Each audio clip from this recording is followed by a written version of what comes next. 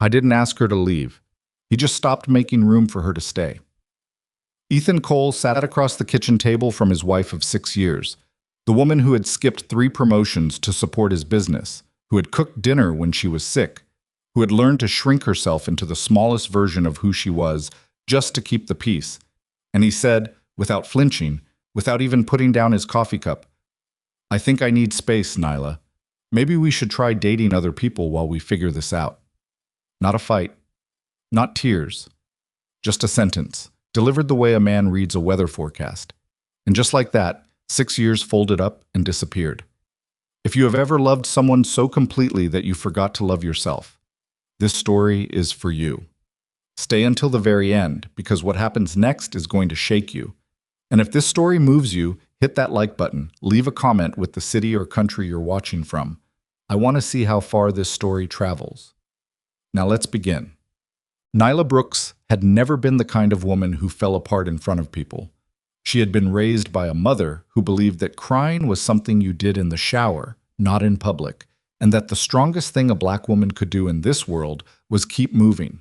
So when Ethan sat across from her at that kitchen table on a Thursday evening in October and said what he said, Nyla did not cry. She did not raise her voice.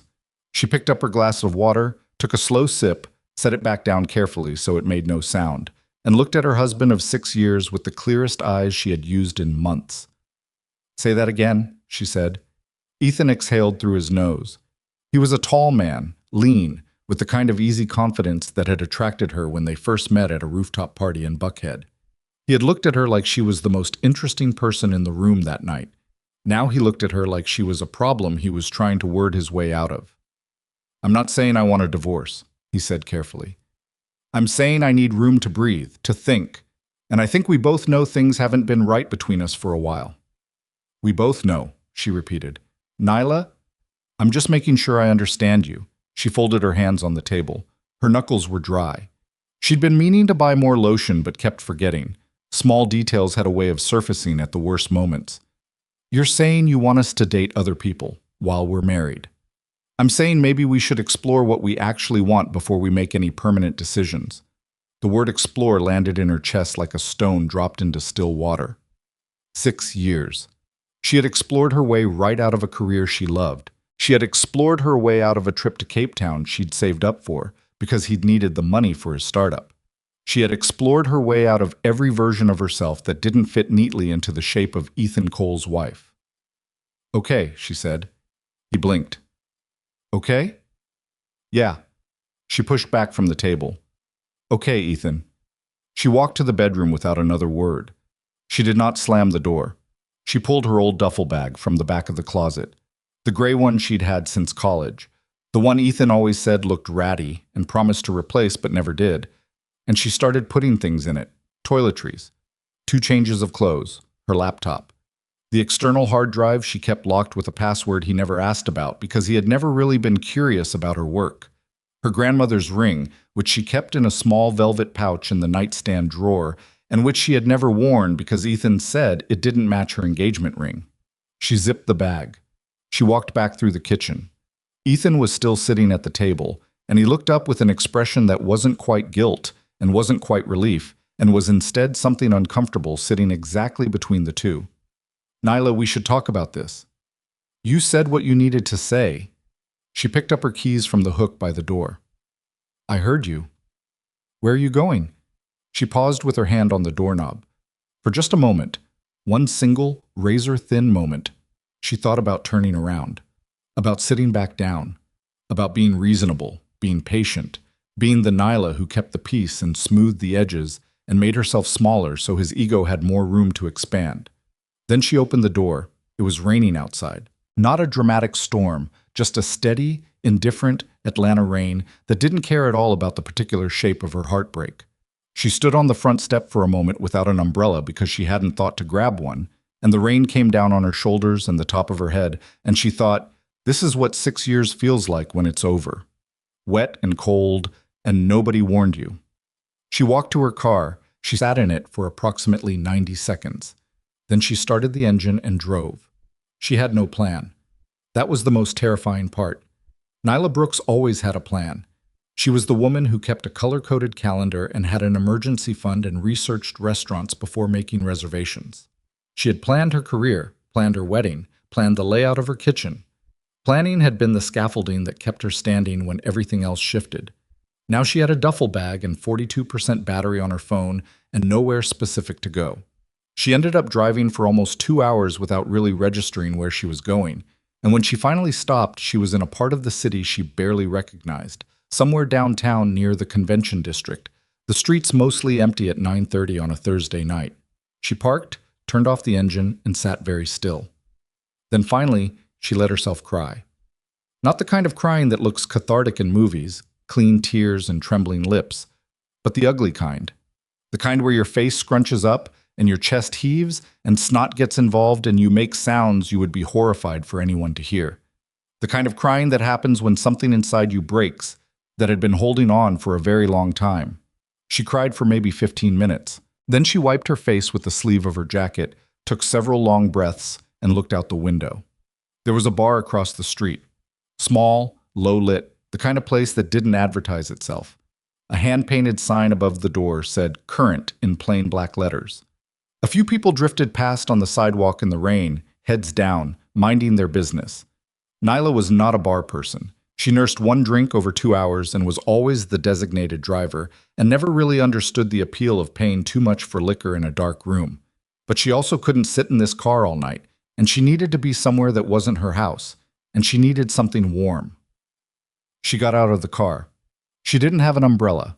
She walked across the street with rain in her eyelashes and pushed open the door to Current. It was quieter inside than she expected. A long bar, a few booths, music at a low enough volume that you could actually hear the person across from you.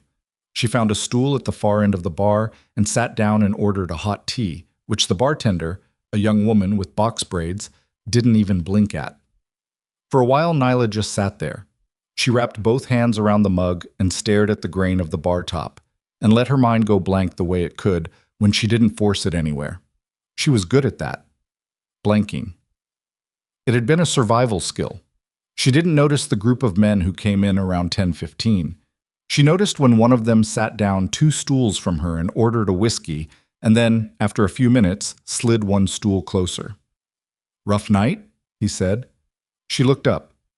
He was maybe 35, thick through the shoulders, with a smile that said he considered himself very charming.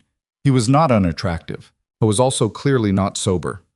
"I'm fine," she said, and looked back at her mug. "You don't look fine." He leaned on the bar toward her. "You look like you could use some company." "I'm good." "Come on, let me buy you a real drink, something that'll actually help." "The tea is helping, thanks."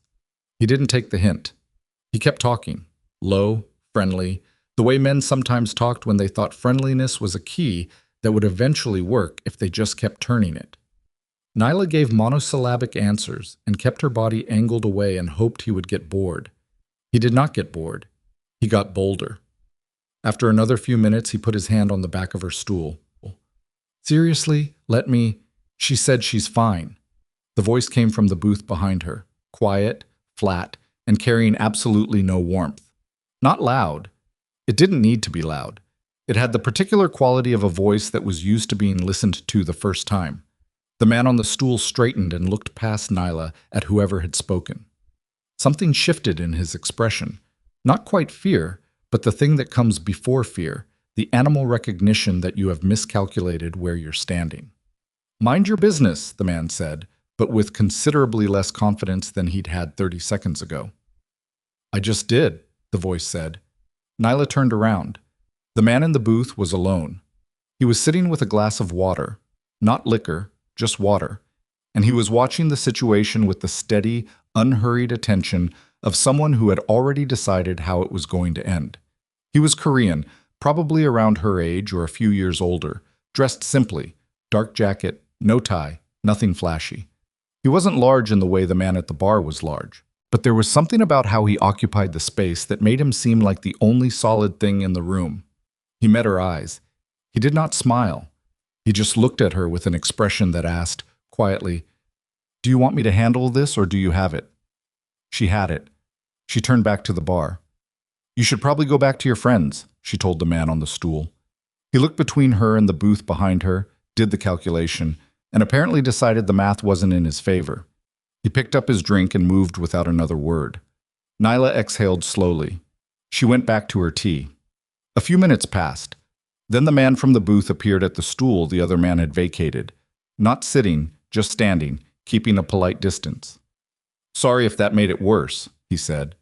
His English was accented but precise, like someone who had learned it carefully and then spent years refining it. His voice in conversation was different from what it had been a moment ago. Less like a warning, more like a person. "It didn't," she said. "Thank you." He was not reading the room. No, he was not. He nodded once and started to turn back toward his booth. "You don't have to go," she said, and then was surprised she'd said it. He looked at her. "I mean..." She started to walk it back, then stopped. She was too tired to be performatively polite. "I've been sitting alone for an hour, and I'm not really interested in conversation, but I also don't want to be completely alone, if that makes sense." He considered this seriously, the way you'd consider a reasonable request, without making it strange or reading too much into it. "It makes sense," he said. He came and sat 2 stools down, not close enough to crowd her, far enough to make it clear he understood what she'd actually asked for. He flagged the bartender and ordered another water. They sat in silence for a while. It was the most comfortable Nyla had felt all night. After maybe 10 minutes, she said, "I'm Nyla." "Min Jae," he said. "Korean?" "Yes." "You're from here?" "Atlanta, yeah. Born and mostly raised." She turned the mug in her hands. "You?" "Seoul.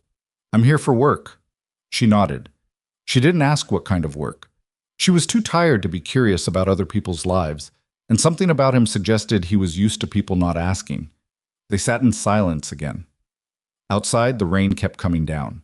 The bar thinned out. The bartender refilled Nyla's tea without being asked, which was a small kindness that nearly undid her. "You don't have to tell me anything," Min Jae said eventually, "but you look like someone carrying something very heavy." She laughed, a short, humorless sound. "That obvious?" "A little. My husband told me tonight that he needs space." She didn't know why she said it. Maybe because he was a stranger and would be gone by morning, and it didn't matter. He said maybe we should date other people while we figure out if our marriage is worth saving. She shook her head. 6 years. Min Jae was quiet for a moment. Then he said, that was a coward's way to say something that needed to be said straight. She looked at him. "What?" he said. "It was." "Yeah," she said after a second. "Yeah, it was." She went back to her tea. He went back to his water. Outside, a car horn sounded twice and then stopped. Somewhere at the back of the bar, someone laughed too loudly at something. Then the front door opened and the man from the stool earlier came back in. He wasn't alone this time. He had 2 friends with him and the loose, unfocused energy of men who had been drinking longer than they should have. He spotted Nyla immediately. She could feel it, the way you feel someone staring at the side of your face. "Hey," he said, starting toward the bar. "Look, I just want to apologize." "Don't," Nyla said flatly. He kept coming. His friends hung back near the door with the careful casualness of people who wanted plausible deniability for whatever came next. The man reached the bar and leaned in close enough that she could smell the bourbon on him. "I'm trying to be decent here." "You need to step back," she said. Her voice was steady. Her heart rate was not. And then Min Jae stood up. He didn't move fast. He didn't raise his voice. He simply stood and turned and looked at the man with an expression so completely devoid of anger, so cold, so absolutely still, that the air in that corner of the bar changed temperature. "Leave," Min Jae said. Just the one word. The man opened his mouth. Min Jae took 1 step toward him. The man left. His friends left faster. The bar went back to its normal noise level within about 30 seconds. Nyla sat very still, her hands around her cooling mug, and thought about the particular quality of a man who could clear a room without raising his voice. "Does that work a lot?" she said finally. "Usually," Min Jae said, sitting back down. "What's the secret?" He looked at her with something that might have been the beginning of a smile. Not the full thing, just the suggestion of one. "Most people," he said, "can tell the difference between someone who is threatening them and someone who is simply not afraid of them. The second one is scarier." Nyla thought about that. She thought about Ethan at the kitchen table, so carefully choosing his words, so deliberately keeping his voice reasonable, and she thought about how the performance of calm could be its own kind of cruelty. "I've been afraid," she said, mostly to herself. "For a long time, of saying the wrong thing, of taking up too much space, of—" She stopped. "Sorry, you don't need my therapy session." "I wasn't going anywhere," Min-jae said. She looked at him. He was looking at the bar top, not at her, which somehow made it easier. "I'm 34 years old," she said. "I had a whole career I was good at. Software engineering. I was actually really good at it." The past tense stung her own ears.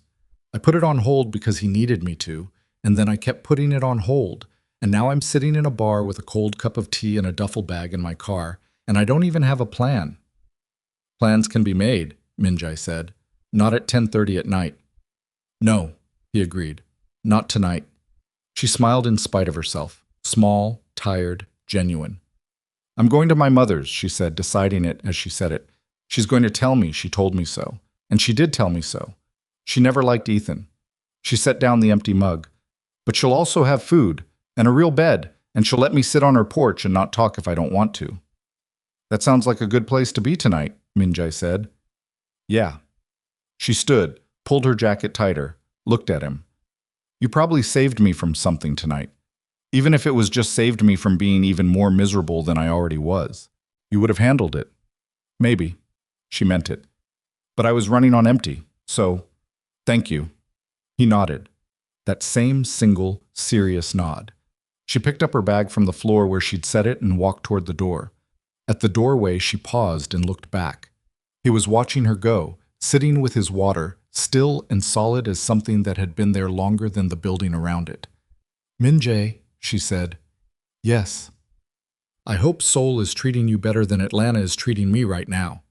Something shifted in his expression. Not quite a smile. Something warmer and more complicated than a smile. "I hope Atlanta remembers how to treat you right," he said. She pushed open the door and walked out into the rain. She drove to her mother's house with the windows down despite the cold, letting the rain come in at the edges, and she thought about the fact that 6 years could end over a cup of coffee and a sentence about space, and about the strange, particular comfort of being seen clearly by someone who had nothing at stake and nothing to prove. She didn't know Minji's last name. She didn't know what work had brought him to Atlanta or how long he'd be in the country. She didn't know that his full name was Kang Min-jae, or that in Seoul his name was spoken in certain circles the way weather was spoken about, as something certain, something that changed the shape of a room before it even arrived. She didn't know any of that. She just knew he had looked at her like she was worth looking at. And on a night when her husband had looked at her like an inconvenient clause in a contract he was trying to renegotiate, that had mattered more than she could have expected.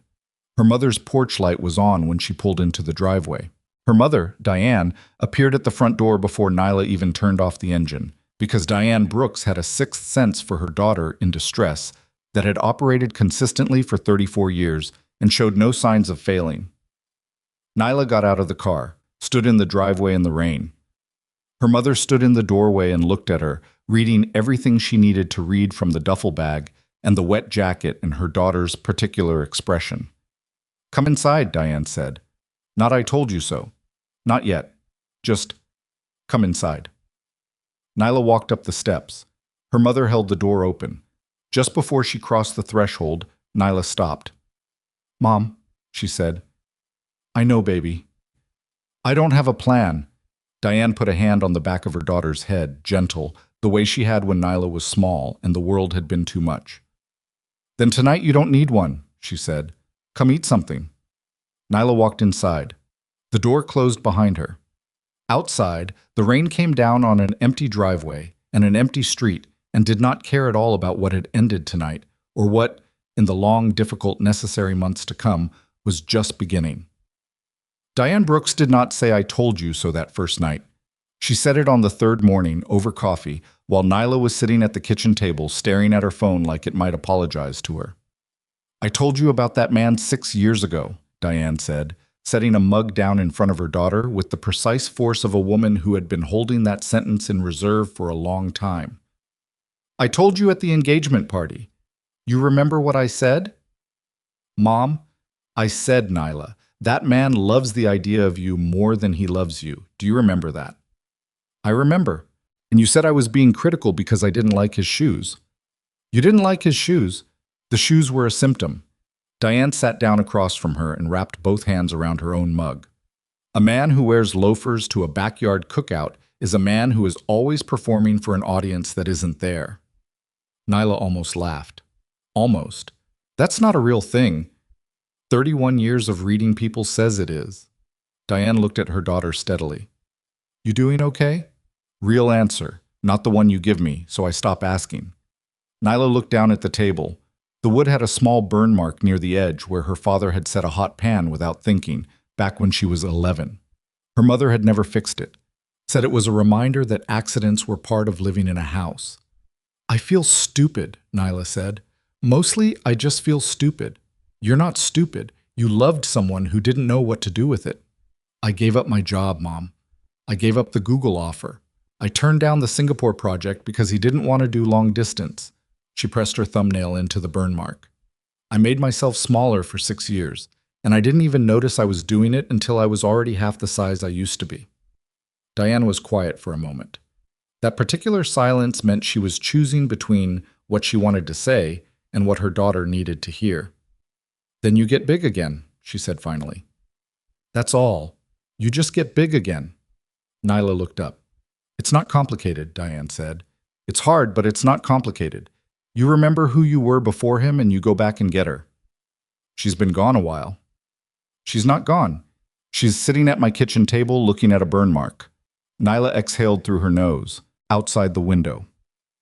The Atlanta morning was gray and cool, the neighborhood starting its slow weekday routine.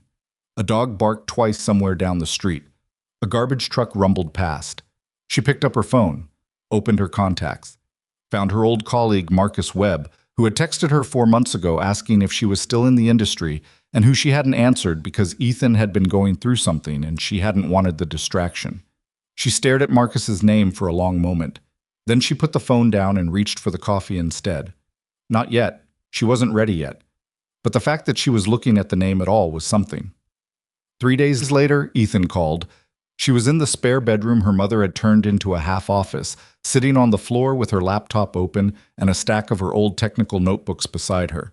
Things she'd kept in boxes, her own work from before, proof that she had once known how to build things.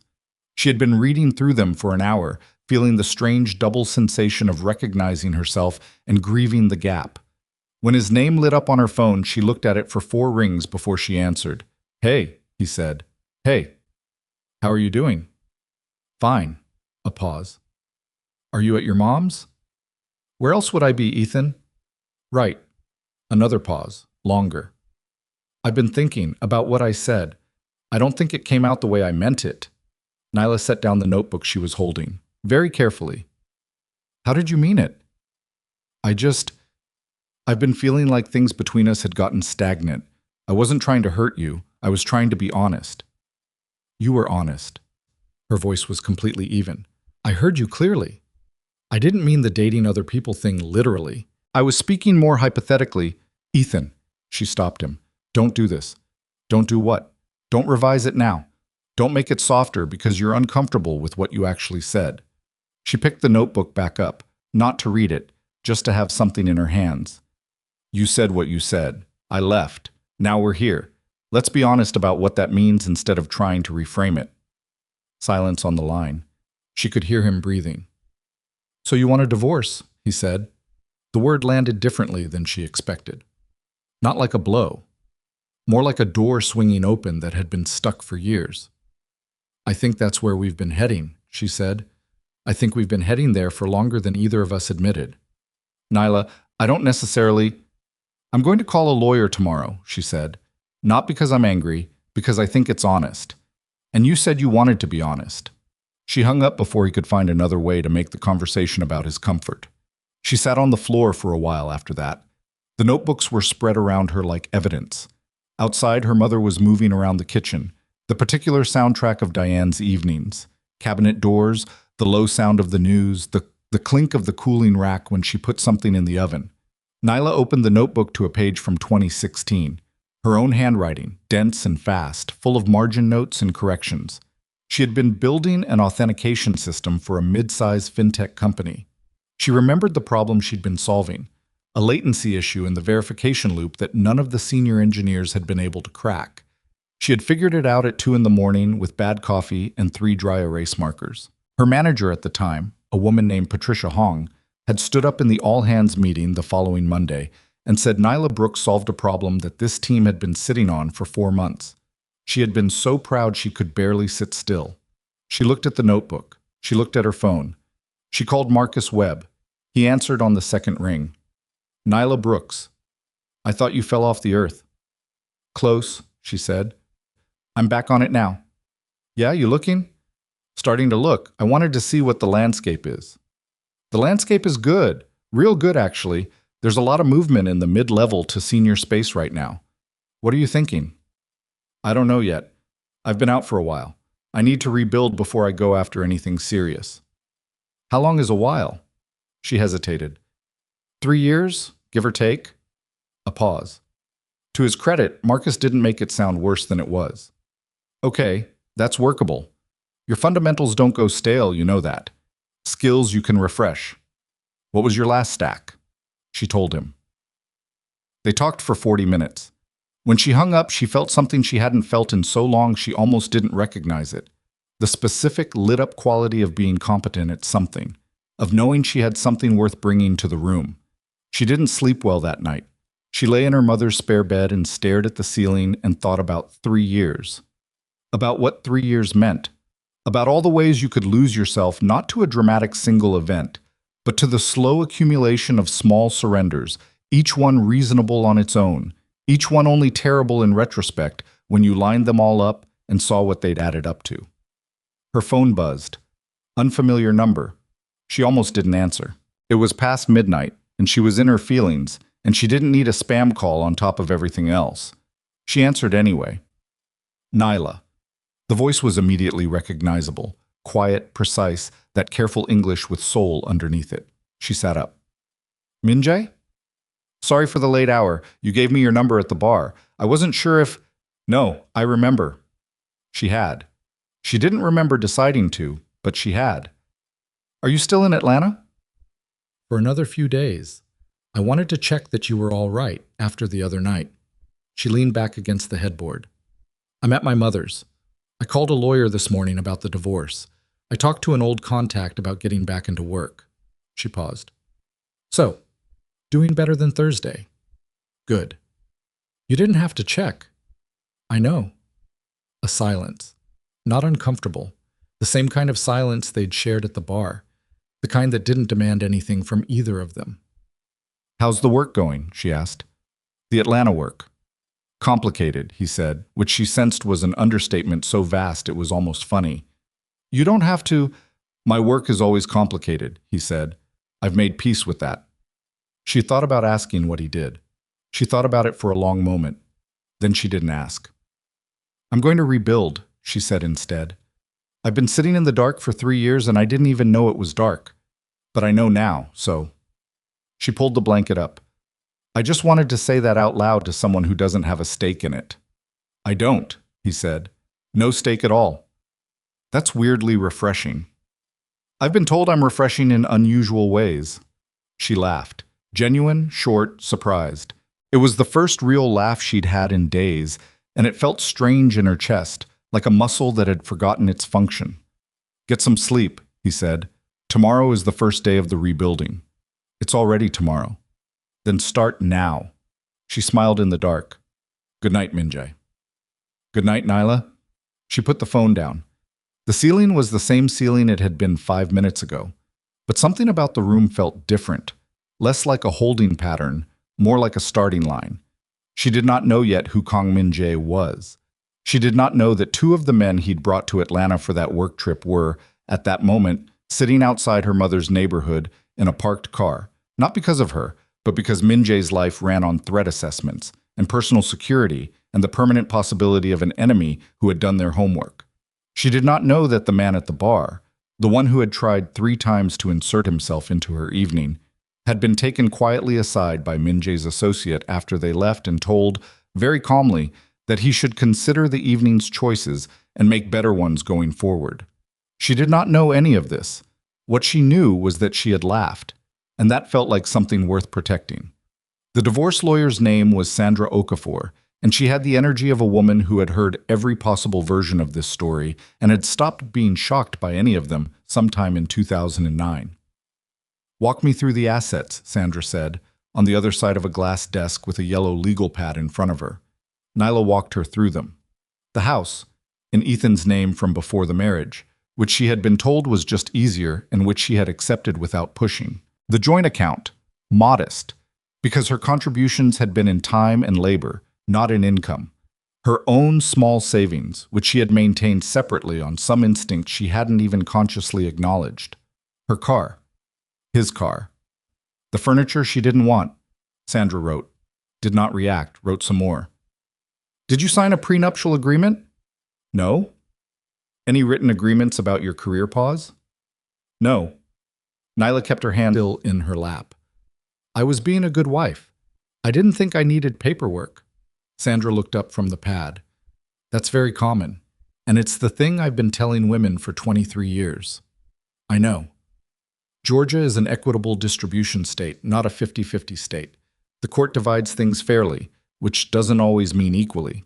Your career interruption and contribution to the marriage are factors, but they're factors I'd have to argue." She set down the pen. "What do you want out of this? Not what you think you can get. What do you want?" Nyla looked at the window behind Sandra's head. A city morning outside. Traffic sounds, someone's car alarm going off briefly and then stopping. "I want it to be done," she said. "I don't want to fight him for things. I just want it to be over clean so I can start clean." "Clean is good," Sandra said. "Clean is achievable. It'll take time, but we can make it clean." Nyla signed the initial paperwork. The retainer check came out of her separate savings, and she watched the number go down without flinching. It was the price of clean. It was worth it. She was in the elevator on the way back down when her phone rang. Ethan again. She let it ring out. Then she texted, "My lawyer's office will be in touch. Please respond through her." She put the phone in her bag and walked out of the building into the morning. Over the following weeks, Nyla fell into a routine that surprised her with how much she needed it. She borrowed her mother's old laptop until her own was charged and connected, spent hours relearning what 3 years of changes to the industry looked like, took 2 online certification courses that she completed faster than the expected pace, because once she started, she couldn't stop. Marcus sent her 3 job listings, all of them too senior for where she'd land coming back in, but she read the requirements anyway and made a list of what she needed to fill. She also, inexplicably, kept talking to Minjae. Not daily, not even weekly at first. He was back in Seoul by the second week, 12 hours ahead, and operating in a world she understood nothing about. But messages came. Not long ones, not intimate ones. Small things. A technical article he'd seen that reminded him of something she'd mentioned about her work. A question about something she'd said. A dry observation about something that had happened in his day without any specific detail attached. She told her mother she'd been talking to someone she met at the bar. Diane looked up from her crossword. "What kind of someone?" "Just someone. He helped me out of a situation that night and we traded numbers. He's in Seoul." "Seoul, Korea?" "Yes, Mom." Diane went back to her crossword. "Is he handsome?" "That's not—" "Is he?" Nyla pressed her lips together. "That's not the point." "I'll take that as a yes." Diane filled in a word. "What does he do?" "He says it's complicated." Diane looked up again over the top of her reading glasses. That look, the one that meant Nyla Michelle Brooks, "I know exactly what you're not saying," had not changed 1 degree since Nyla was 14. "Complicated how?" Diane said. "I don't know. I haven't asked." "Why not?" "Because—" Nyla stopped. The honest answer was, because whatever he was or wasn't, it didn't change what those conversations were, which was the one place where she could say what she was thinking without someone's feelings rearranging themselves around what she said. It didn't change the fact that when Minjae asked how the recertification was going, he was asking because she'd told him about it. And when he said, "You'll figure it out," he said it without a single trace of doubt, and she believed him because he said it like a fact rather than an encouragement. "Because it's not that kind of thing," she said. Diane went back to her crossword. Sure, she said, in the voice she used when she was letting her daughter figure something out in her own time. Nyla went back to her laptop. And then, on a Tuesday in the 6th week, Minjae called and said, I'm going to be in New York for 4 days next week, if you wanted to meet, not a pause. Not anything specific, just if you wanted. She was quiet for a moment. She was sitting on her mother's back porch in the November cold because she sometimes needed the cold to think clearly. Atlanta to New York is easy, she said. I know. 4 days. 4 days. She looked at the bare yard. Her mother's rose bushes, cut back for the season, just sticks and promise. She thought about the version of herself who would have said no because it was too complicated, too uncertain, because she couldn't explain it properly and Ethan wouldn't approve. That version of herself had given a lot of things up in the name of keeping the peace. I'll look at flights, she said. She could hear in the silence that this pleased him, not in an eager way, just in the way that the right answer satisfies a question that's been waiting. She looked at flights that night. She booked one for that Friday. She told no one except her mother, who said, take your good coat and don't overthink it. I'm not going to overthink it. You're already overthinking it. I can see it from here. Nyla took her good coat. New York in November was the kind of cold that had opinions. She took the train in from JFK, watching the city accumulate through the train window. The dense, indifferent architecture of it, the way it pressed in from every direction without apologizing. She had always liked New York. She hadn't been in 3 years. Minjae met her in the lobby of a hotel in Midtown that was tasteful in the specific way that said money without saying it loudly. He was in a dark coat, a scarf, and he looked different out of the context of the Atlanta bar. Not more formal exactly, but more like himself. Like the bar had been a partial version, and this was the rest of it. He looked at her. She looked at him. Hi, she said. You look better than last time, he said. I was soaking wet and crying last time. Still, better. They ate lunch at a small Korean restaurant he'd found in the West Village that had 6 tables and no menu, just whatever the kitchen was making that day. They talked for 3 hours. About her recertification, about the industry, about her mother's crosswords, and her mother's theory about loafers as character indicators, which made Minjae put down his spoon and look at her. She's not wrong, he said. Don't tell her that, she'll never recover. He asked about the divorce. She told him it was moving. Slower than she wanted, cleaner than she'd feared. He didn't offer an opinion on Ethan. She appreciated that. She didn't need anyone's verdict on Ethan anymore. She had her own, and it was sufficient. She did not ask about his work. She had made a decision in the weeks of their phone calls that she was not going to ask. Not yet. Not until she was ready to know, because she sensed that the answer was something that would change the texture of things, and she wasn't ready to let the texture change. On the second evening, they walked through Riverside Park in the cold, and she finally asked, not because she had planned to, but because the question had been sitting at the surface long enough. What is it exactly that you do? He didn't answer immediately. They walked for a while, their breath visible in the cold air, the Hudson flat and dark to their left. I manage the interests of a large organization, he said. What kind of organization? He glanced at her sideways. The kind where the interests require a certain level of enforcement. The words sat between them in the cold air. Nyla kept walking. Her mind ran a quick calculation, the way he'd handled the situation at the bar. The security she'd learned later had been outside her mother's neighborhood. The precision of him, the absolute stillness in situations that would make other men nervous. When you say enforcement, she said. I mean what you think I mean, he said. No softening it, just the truth, straight. She walked 3 more steps before she said anything. Are you dangerous? She asked. He considered this seriously, the same way he considered everything. To people who mean me or mine harm? Yes. To you? He looked at her directly. No. She held his gaze. The thing about Minjae was that she had never once had the feeling of being lied to. Not because he was open, he was the opposite of open, but because when he said something, it was what he meant. He didn't have the particular tells of a man who was managing her perception. She had spent 6 years with a man who was always, subtly, managing her perception, and she could feel the absence of it like you felt the absence of a sound you'd gotten used to. Okay, she said. He blinked. Okay? I'm not naive, she said. I figured it was something like that. I was just waiting until I was ready to say it out loud. She turned her eyes back to the path ahead. It doesn't change what this has been. It complicates it, he said, significantly. I know that. I want you to actually know that, Nyla. My world is not a safe world, she said. I understand. She glanced at him. But I'm also a grown woman who just watched 6 years of playing it safe add up to standing in the rain with a duffel bag. So, he was quiet for a long moment, and then, very quietly, you deserve better than whatever I can offer in this. Stop, she said. Don't make decisions for me about what I deserve. I've had enough of that. He stopped walking.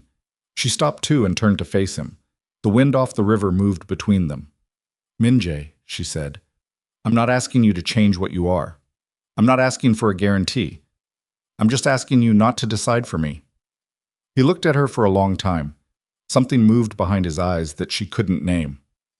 All right, he said finally. They walked back to the hotel in the cold, not touching, but close, and neither of them spoke again until they reached the lobby. Whatever this was between them had just shifted into something more serious than either of them had planned, and they both knew it, and neither of them said it, because some things need a little time to be true before they need to be named. She flew back to Atlanta on Sunday morning. Her mother picked her up from the airport, took one look at her face, and said nothing at all for the entire drive home, which was how Nyla Brooks said, I see it, and I'm glad, and I'll let you come to me when you're ready. 3 days after she landed back in Atlanta, Nyla got the call from Marcus about a mid-level engineering position with a healthcare tech startup in Midtown Atlanta. Not senior, not what she'd eventually want, but real, technical, exactly aligned with the gap she'd been filling, and the salary was decent enough to stop depending on savings. She applied that afternoon. She got an interview for the following Tuesday. She spent the weekend preparing the way she used to, thorough, methodical, until she could walk through her own technical history without a single hesitation. She got the job. She was sitting on her mother's back porch when she found out, phone in her hand, the email open on screen, the November cold around her. She read it twice. Then she called Minjae. He picked up on the third ring. Seoul evening, her Atlanta morning. I got the job, she said. A pause. Then, tell me. She told him. About the role, the stack, the team lead she'd spoken with, the problems they were working on. He listened without interrupting, and when she finished, he said simply, You were going to. You don't know that. Yes, I do, he said. I knew it the night we met. You were not a woman who was finished. You were just between things. She looked at the bare rose bushes, the sticks, the promise in them. Thank you for not letting me stay between things, she said. You didn't need my permission, he said. No, but I needed someone to see it. She exhaled slowly. I needed someone who wasn't my mother. She could hear the quiet of soul on his end, distant sounds, night settling. Nyla, he said. Yeah. I need to tell you something. The tone shifted, just barely, just at the edges. She felt it immediately, the way you feel a change in air pressure before the weather turns. Okay, she said.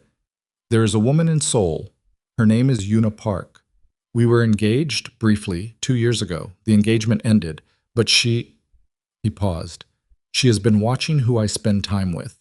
She has resources and she uses them without scruple. I'm telling you this because I don't want you to be blindsided. Nyla was quiet for a moment. What does watching mean? Watching how? Monitoring, surveillance. When she perceives a threat to what she considers her position, she responds. Her position. She believes our story isn't finished, he said. I have made it clear that it is, but she doesn't accept that. Nyla looked at the yard.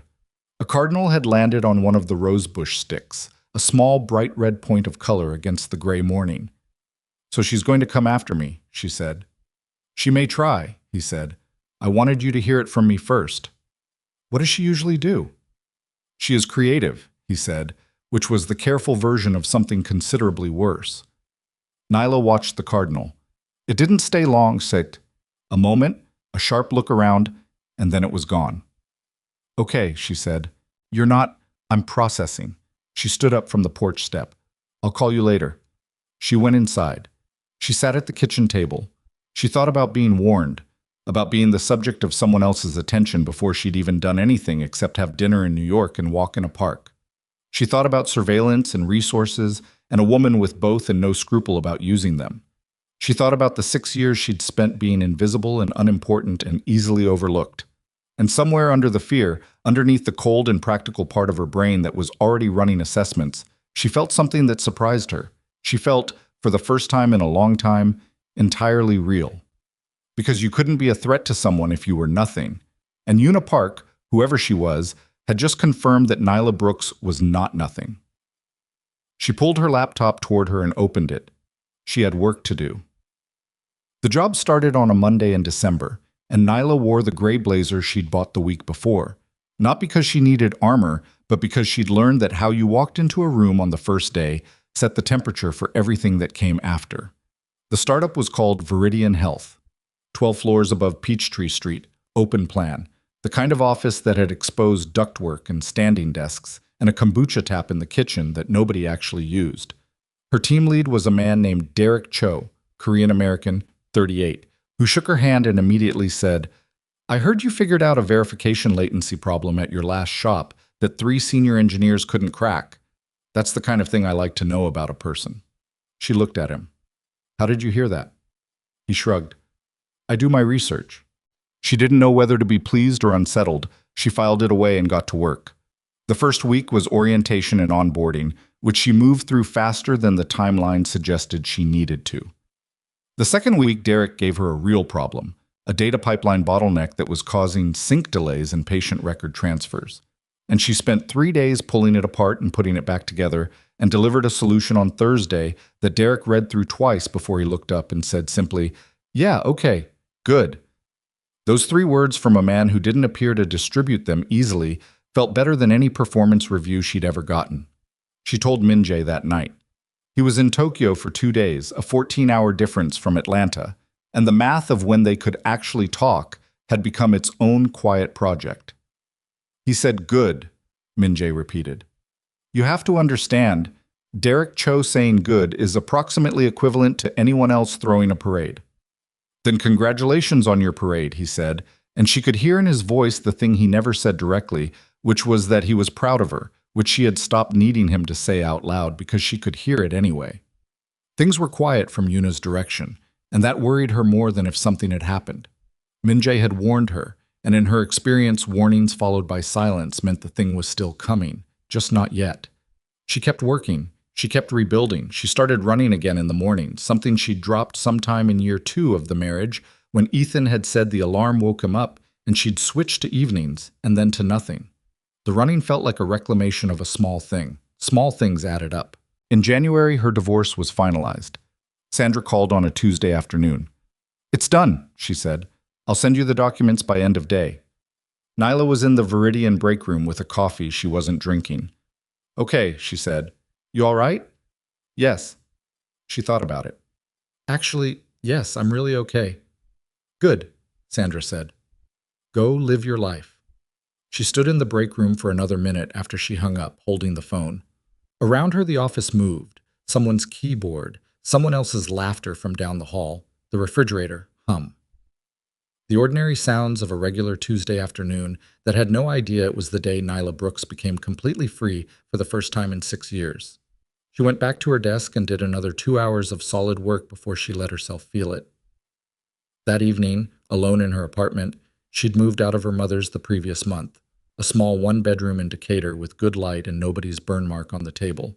She sat with a glass of wine and the finalized documents on her laptop screen and felt the fullness of it. Not celebration exactly, closer to the feeling after a fever breaks, the absence of something that had been present so long you'd forgotten it was supposed to hurt. She called Min-jae. He picked up immediately despite it being past 2 in the morning in Seoul, which meant he hadn't been asleep. "It's done," she said. A pause. "How do you feel?" "Like the first morning after a very long storm." She looked at the documents. "Like I can start measuring from here." "You can," he said. "I wish you were here," she said, and then held very still because that was the most direct thing she had said to him about what any of this was. He was quiet for a moment. "I'll be in the States in March." Business in New York. Then I want to come to Atlanta. Want to? Yes, he said. I want to. She exhaled. Okay. Okay, he said. She finished the wine after they hung up and went to bed and slept better than she had in months. In the morning, she ran 3 miles in the February cold, and her lungs burned and she felt extraordinary.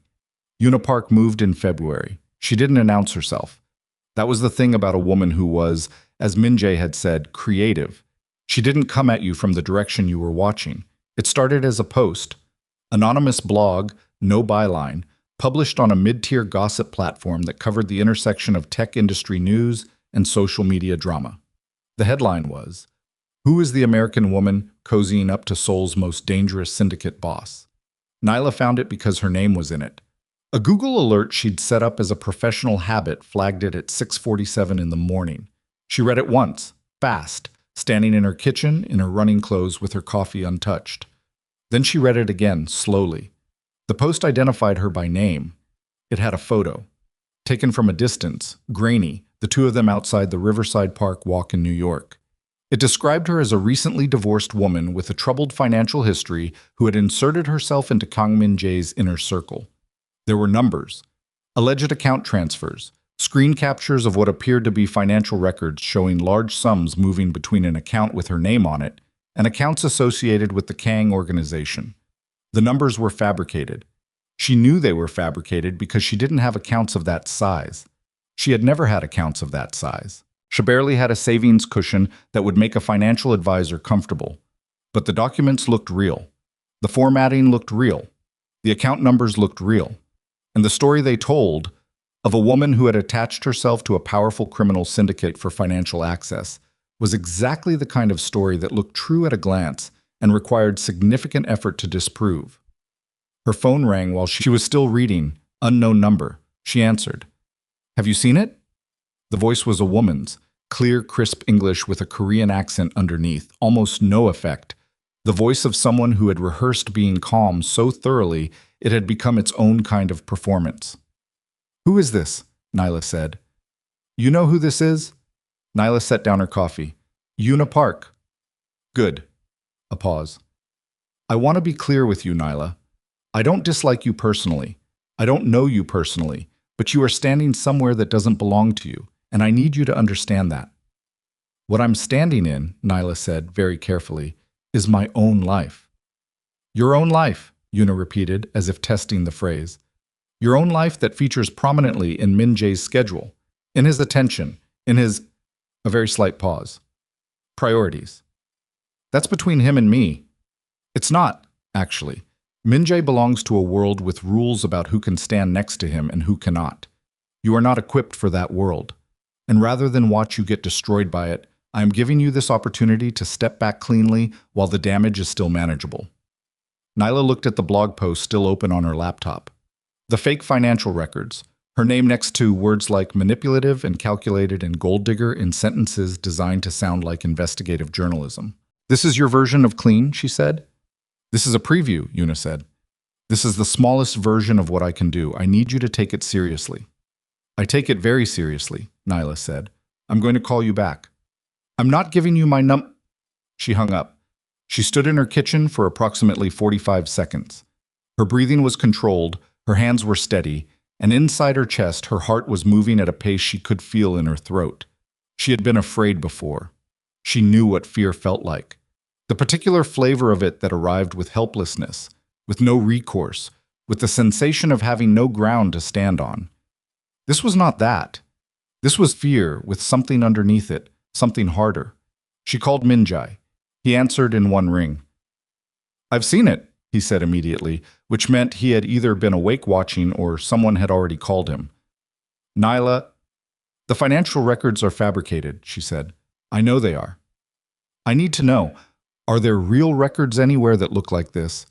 Anything she could have pulled from that would support this narrative even partially?" A fraction of a pause. "No. There is no transaction between your accounts and mine or the organization. Nothing." Then she built it entirely, which means there's a digital trail in the construction. Silence. Then, "What are you thinking?" I'm thinking I'm a software engineer who spent a decade building systems that detect fraud, and someone just committed fraud against me using documents that are, at their core, a data problem. She opened a new window on her laptop. I'm going to take it apart. Nyla. His voice shifted. Not softer, but different, more present. She has resources. This could escalate. It already escalated. She put my name on the internet attached to fabricated financial crimes. She typed a URL, started pulling the blog post metadata. You can send someone if you want, but I'm not waiting for permission, and I'm not stepping back, and I'm not disappearing because a woman with money decided she was threatened by me. A long pause. What do you need? He said. Whatever your organization has on her prior pattern, not for anything illegal. I need to know how she's done this before, the method, the structure. I can have that to you in an hour. Good. She put the phone down and got to work. She did not go into the Viridian office that day. She called Derek and said she was working from home on a personal emergency, and he said, "Okay, keep me posted," without asking for details, which was another reason she liked Derek Cho. Her dining table became an operations surface. She pulled the blog post apart at every seam she could access. The metadata on the images, the registration data on the domain, the formatting artifacts and the document screenshots, the font rendering that told you something about what software had been used to generate them. This was not her specialty. She was a systems engineer, not a forensic analyst, but the principles of finding errors in data applied regardless of what the data was. And she was very, very good at finding errors. Min-jae's material arrived 90 minutes later, delivered through an encrypted file share link by someone named Only K in the message.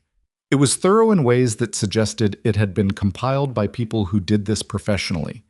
Unipark had done versions of this before, twice, against women in Min-jae's peripheral orbit, and once against a business rival of the Kang organization. Same method each time: fabricated financial documents, a carefully placed story, an anonymous source. The prior targets had either disappeared from Min-jae's life quickly or had lacked the resources to push back effectively.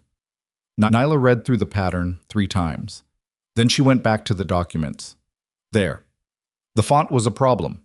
The numbers in the alleged bank records used a decimal rendering that was slightly off standard, a rounding artifact in the way the software had generated the PDF that created a 0.3 pixel inconsistency in the decimal point sizing across documents. Tiny, not visible to a normal reading eye. But it was there, and it was consistent across all the fabricated records, and it was not how any actual bank's document generation system worked. She kept pulling threads.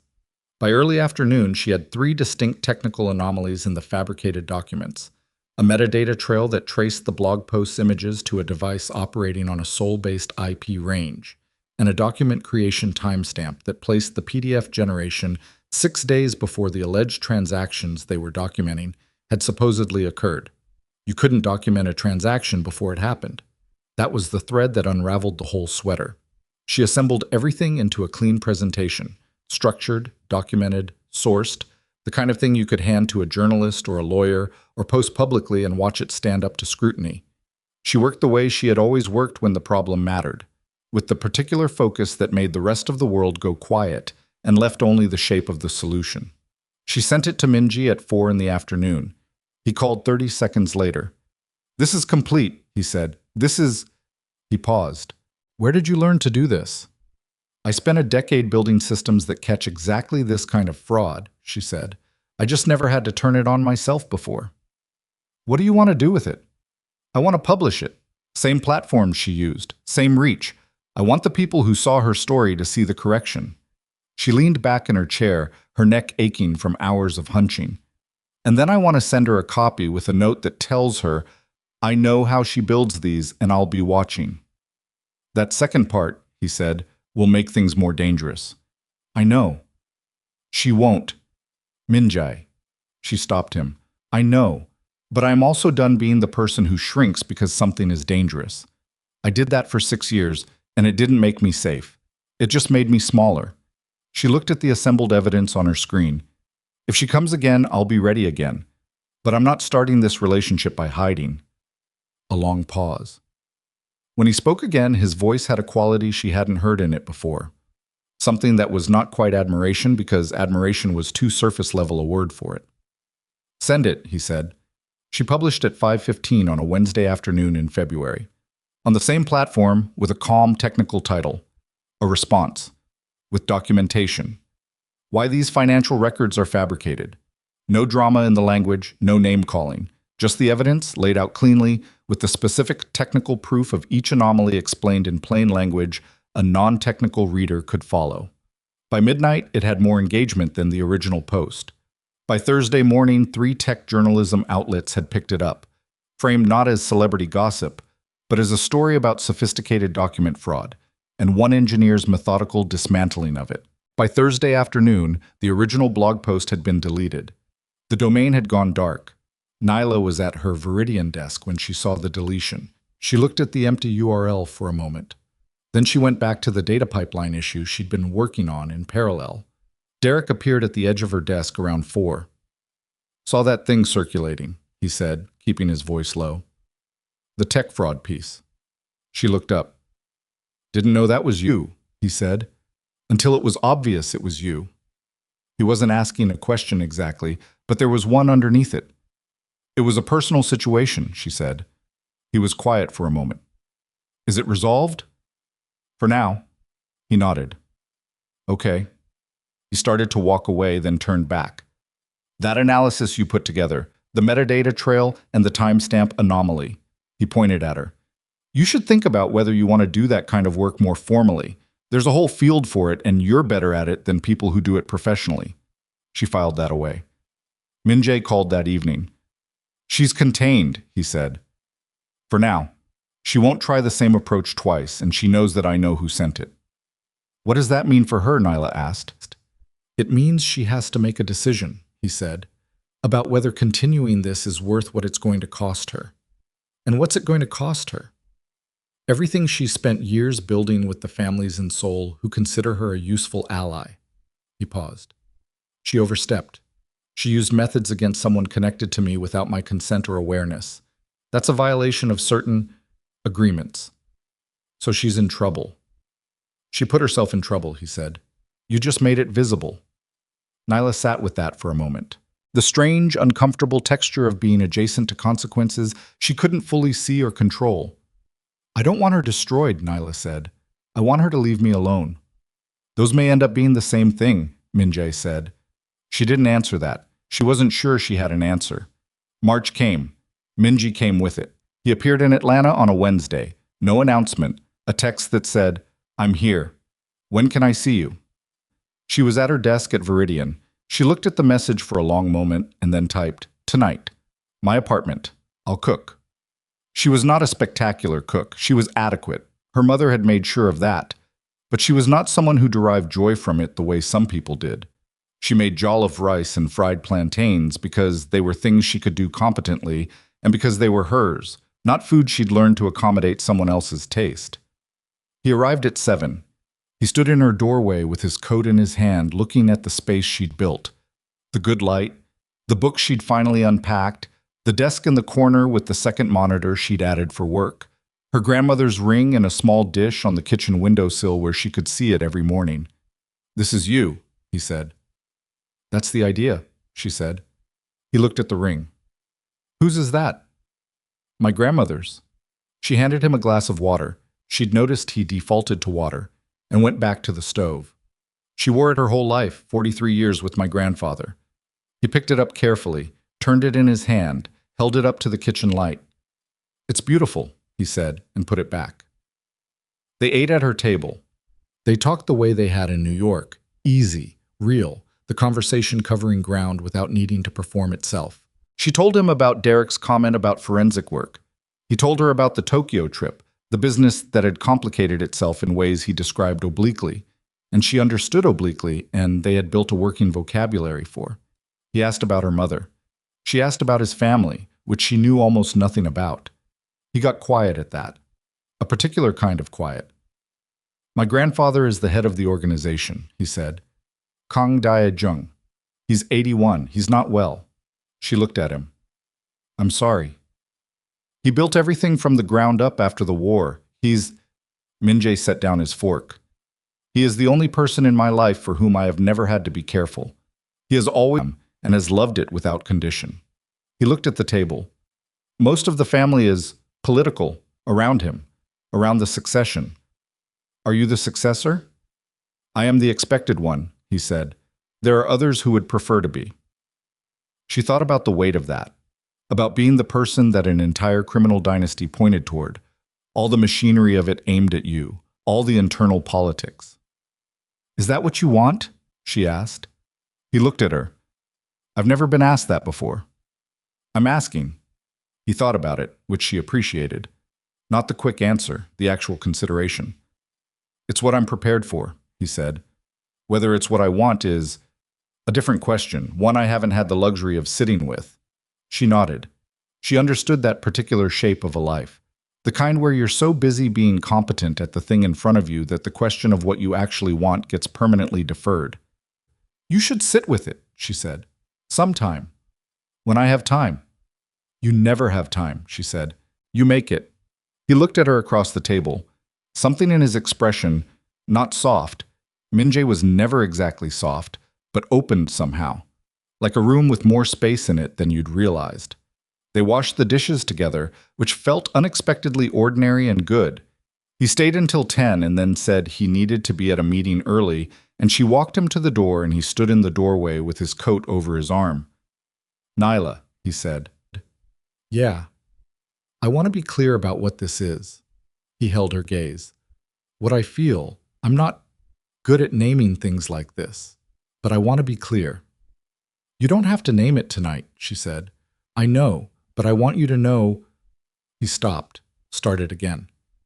I have not made space for anyone in a long time.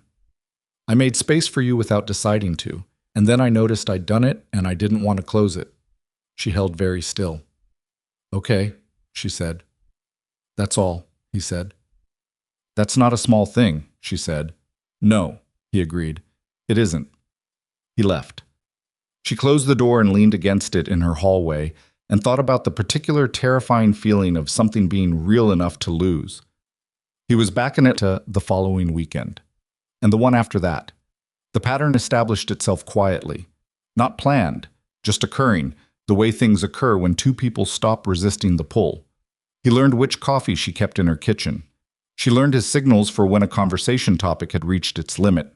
She met one of his associates, a serious man named Seo, who appeared at her door once with a small package Min-jae had asked him to deliver, and who looked at her with the specific expression of someone recalibrating an assumption. She shook Seo's hand. He bowed slightly, returned the shake, and left without saying much. Min-jae told her later that Seo had said, "She's not what I expected." "What did you say?" she asked. "I said she's not what anyone expects," he said. She started to put things together, about who he was, the way people around him operated, always slightly deferential, always slightly watchful. The security she'd gotten used to being present at the edges of her life. The calls he took in the other room that ended conversations. The way entire situations rearranged themselves around his decisions. She was not afraid of it. That surprised her sometimes. But she had grown up watching her mother handle hard things without flinching, and she had spent a year rebuilding herself from almost nothing, and whatever fear she still carried had been mostly reclassified into information. Data about risk that she could assess and decide with, rather than feelings that decided for her. What she did feel, increasingly, was something more complicated. The growing awareness that she loved him. Not as a decision, but as a fact she kept running into, the way you keep running into a wall in the dark, and each time are slightly less surprised. She had not said it, neither had he. They lived inside it without naming it, which was its own kind of understanding. Then, on the second Friday in April, she got the call from Ethan. She almost didn't answer. His name on her screen still produced a small physiological response. Not pain anymore. More like the reflex response to a thing that used to hurt, the body's memory of something the mind had processed past. She answered. Ethan. Hey. He sounded strange, muffled somehow. I know you said to go through the lawyer, but this is personal. I need to say something. Okay, she said carefully. He stopped. I've been seeing someone since before you left. The kitchen was very quiet. She could hear the refrigerator hum. How long before? She said. A pause that lasted exactly as long as a man needing to decide whether to tell the truth. 8 months. 8 months. 8 months before the kitchen table, before I need space, before the rain in the duffel bag and the bar called Current, and all of it. 8 months before she had walked out into the worst night of her life, believing she was the failure in the marriage. Who? She said, and immediately, wait, don't tell me. Nyla, don't. She pressed her hand flat on the kitchen counter. The counter she had chosen, the apartment she had built, the life she was assembling from scratch. Is this you telling me because you feel guilty or because there's something practical I need to know? I feel like you deserve to know that I spent the last 8 months of my marriage thinking I had failed something that was already over. Her voice came out level. She was proud of that. That I tried harder, changed more, made myself smaller, because I thought if I just found the right adjustment. She stopped. You were already gone, Ethan, for 8 months. And you let me think it was about me. I'm sorry. His voice cracked slightly. I know sorry isn't. It isn't, she said, but I hear you. She pressed her thumb into the edge of the counter. Was it anyone I know? The pause again, the same pause. Ethan. Imani, he said. And there it was. Imani Carter, 26 years old. Nyla had found her in a mentorship program 2 years ago. A sharp, ambitious young engineer from Savannah who had reminded Nyla of herself at that age, and who Nyla had spent 18 months actively championing. She had made introductions for Imani. She had reviewed Imani's portfolio. She had sent Imani job listings and written her a recommendation letter and sat across from her in 2 different coffee shops coaching her through interview prep. While apparently Imani was sleeping with her husband. The kitchen counter was very solid under her hand. Okay, she said. Nyla. Okay, she said again, louder this time, and not because she meant to be. I need you to not call me again. Through the lawyer only. For everything. Do you understand? Yes. Yes, Goodbye, Ethan. She hung up. She stood in the kitchen for a long time. Not crying, not moving. Just standing with both hands on the counter and her breathing working hard to stay regular and the enormity of it arranging itself inside her chest like furniture being moved into rooms she hadn't opened in a while. 8 months. Imani. The betrayal from Ethan was old. She had processed Ethan. She had filed the paperwork and done the crying and run the miles and built the new life. Ethan was a scar now, not a wound, and you could handle scar tissue because it didn't bleed anymore. But Imani was different. Imani was the part that made her chest tighten in the specific way of someone who has been betrayed by their own judgment. She had chosen Imani. She had seen something in that young woman and given it time and energy and genuine care, and it had been, what, a performance? An access point? A way to stay close to the marriage she was already dismantling from the inside? Nyla pushed off the counter and walked to the window. Atlanta was doing what it did in April, going green everywhere, the trees coming back with an enthusiasm that felt almost aggressive after the winter. People on the sidewalk below in lighter jackets, moving at the particular pace of people who have been cold for months and are relieved. She called Minjai. He answered in 2 rings. What happened? She told him. All of it, straight through without stopping. He listened without interrupting, which was the thing about him she kept coming back to. He was one of the few people she had ever known who listened completely, who didn't use the gaps in her talking to prepare his response. When she finished, there was a silence. Where are you? He said. My apartment. Stay there. I'm coming. Minjay, you're in. Nyla. Simple. Direct. Stay there.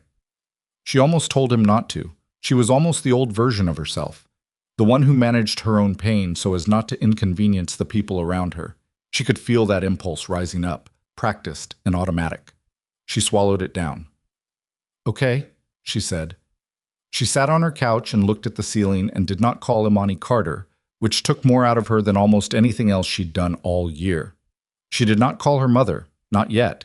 She did not draft a message or scroll through social media or do any of the things people did to escape being present with something terrible. She just sat with it. I was at her door in 4 hours, which meant he had taken the first available flight from wherever he'd been and come directly from the airport. He stood in her doorway in his travel clothes, his coat over his arm, and he looked at her face and didn't say anything, just came inside and sat next to her on the couch and stayed. They sat for a while without talking. 8 months, she finally said. Yes. I thought I was failing at my marriage. I was reading books. Did you know that? I was reading books about how to be a better partner, trying to figure out what I was doing wrong. She shook her head. I was going to couples counseling. He said he'd try it, and then he kept not scheduling it, and I kept letting it go, and all the while, you were not the failure, Minjae said. I know that. She pressed her hands together. I know that, but knowing it and feeling it are different. She looked at her hands. And Amani. I'm the one who brought her in. I'm the one who said, this person has potential. Let me invest in her. And the whole time, that is not your fault. No. But it's my wound. She exhaled sharply. She used me to get close to him, or he used my relationship with her to make it easier. Either way, I was the door. You were generous, Minjae said. That's not a flaw. It feels like one right now.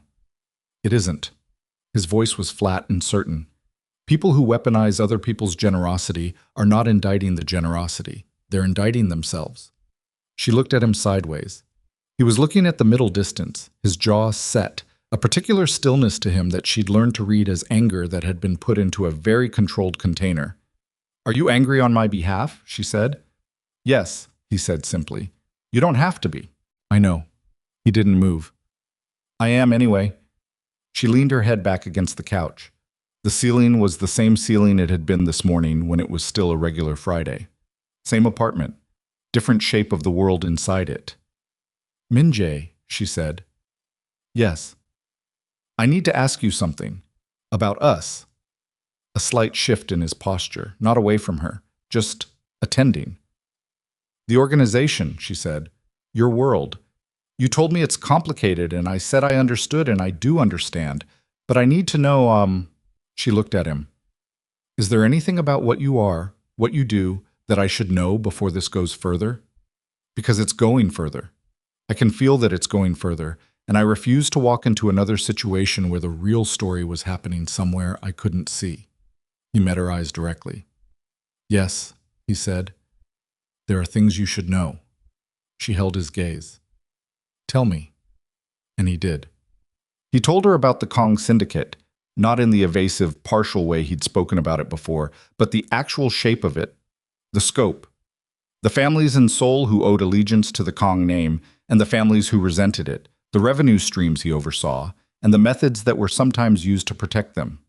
The violence that existed at the edges of his world, not as something he orchestrated casually, but as something that was always present, always possible, the permanent weather system of a life like his. He told her about the enemies, the rival organizations that had been watching the Kong succession with interest, the people inside his own structure who would prefer a different heir and had been maneuvering quietly toward that preference. He told her about the succession clause in his grandfather's will, which he had not known the details of until recently. A requirement that the named leader publicly declare a life partner within a specific period of taking control, a clause his grandfather had written in his own hand decades ago because he believed that a man without someone to protect became a man with nothing to lose, and that such a man made a terrible leader. Nyla listened to all of it. She did not interrupt. She watched his face while he talked, the careful, measured way he moved through it, the places where the careful measure slipped slightly, and she could see what it cost him to say it out loud. When he finished, the apartment was very quiet. How long have you been carrying all of that? She said. A long time. And you're telling me now because you asked, he said, and because you were right. You don't walk into things without seeing them clearly. I don't want to be another thing in your life that wasn't what it appeared. She looked at him. The man who had sat 2 stools down from her in a bar in Atlanta on the worst night of her life and given her the simple, extraordinary gift of presence without agenda. Minjae, she said. Yes. I'm not going anywhere, she said. His expression shifted. That thing that was not quite a smile but lived in the same neighborhood. I know, he said. That's what scares me. She almost laughed. Instead, she just sat with him in the quiet of her apartment in April, while Atlanta turned green outside, and everything she had worked toward since October arranged itself into something that felt, for the first time in longer than she could calculate, like a life she had actually chosen rather than one she had accepted because it was what was offered. She didn't know yet that the syndicate elders had already held 2 meetings about her existence. She didn't know that Min Jae's chief rival within the family, a man named Kong Tai-yang, his cousin, 42 years old, and patient in the way that ambitious people are patient when they believe time is working for them, had commissioned his own investigation into Nyla Brooks and had found, to his inconvenience, nothing useful, but had decided that inconvenience was temporary. She didn't know that in 6 weeks Min Jae's grandfather would fall ill in a way that would trigger the succession process faster than anyone had planned for, or that the 30-day declaration window would begin without warning, and that the question of what Nyla was willing to be in Min Jae's world would stop being theoretical and become the most urgent question either of them had ever faced. She didn't know any of that yet. She just knew that she had chosen, again, to stay. Kang Dae-jung died on a Thursday morning in May, in his own bed, in the house he had occupied for 53 years in the hills above Seoul. Min Jae called Nyla from the hospital, not from the house, because he had left before the end came, and he would carry that with him for a long time. She could hear it in the first syllable he spoke. He didn't cry. She didn't expect him to, but his voice had a quality she had never heard in it before, something stripped down, all the careful management of it gone, and what was underneath was something younger and rawer than the man she knew. "He's gone," he said. "I know," she said, even though she hadn't known until that moment. "I'm sorry." A long silence on the line. Seoul morning, Atlanta. "I need to be here for the next several weeks," he said. "There are arrangements, and then the will is being read formally next week, and there are things I've been told to expect that I need to prepare for." "The succession clause," she said. A pause. "Yes." Min Jae, she was sitting on the edge of her bed in the dark, feet on the floor. "Handle what you need to handle. Don't manage me from a distance. When you know what the situation looks like, tell me. We'll figure it out." "The 30 days starts when the will is formally read," he said, "which means I have until mid-June to make a public declaration or the succession goes to Taeyang." Taeyang. She had heard that name enough times now to know its weight. Kang Taeyang, patient, political, and apparently willing to wait as long as necessary for Min Jae to make a mistake large enough to use. "And if it goes to Taeyang," she said, "then everything my grandfather built gets stripped for parts in about 18 months, he said flatly. "Taeyang is not a builder. He's a liquidator." She absorbed that. "Then we won't let that happen," she said. Another silence. Then, quietly, "Nyla, I am not going to pressure you into—" "You're not," she said. "I'm telling you independently that we won't let that happen. Those are two different things." He was quiet for a moment longer than usual. "Okay," he said.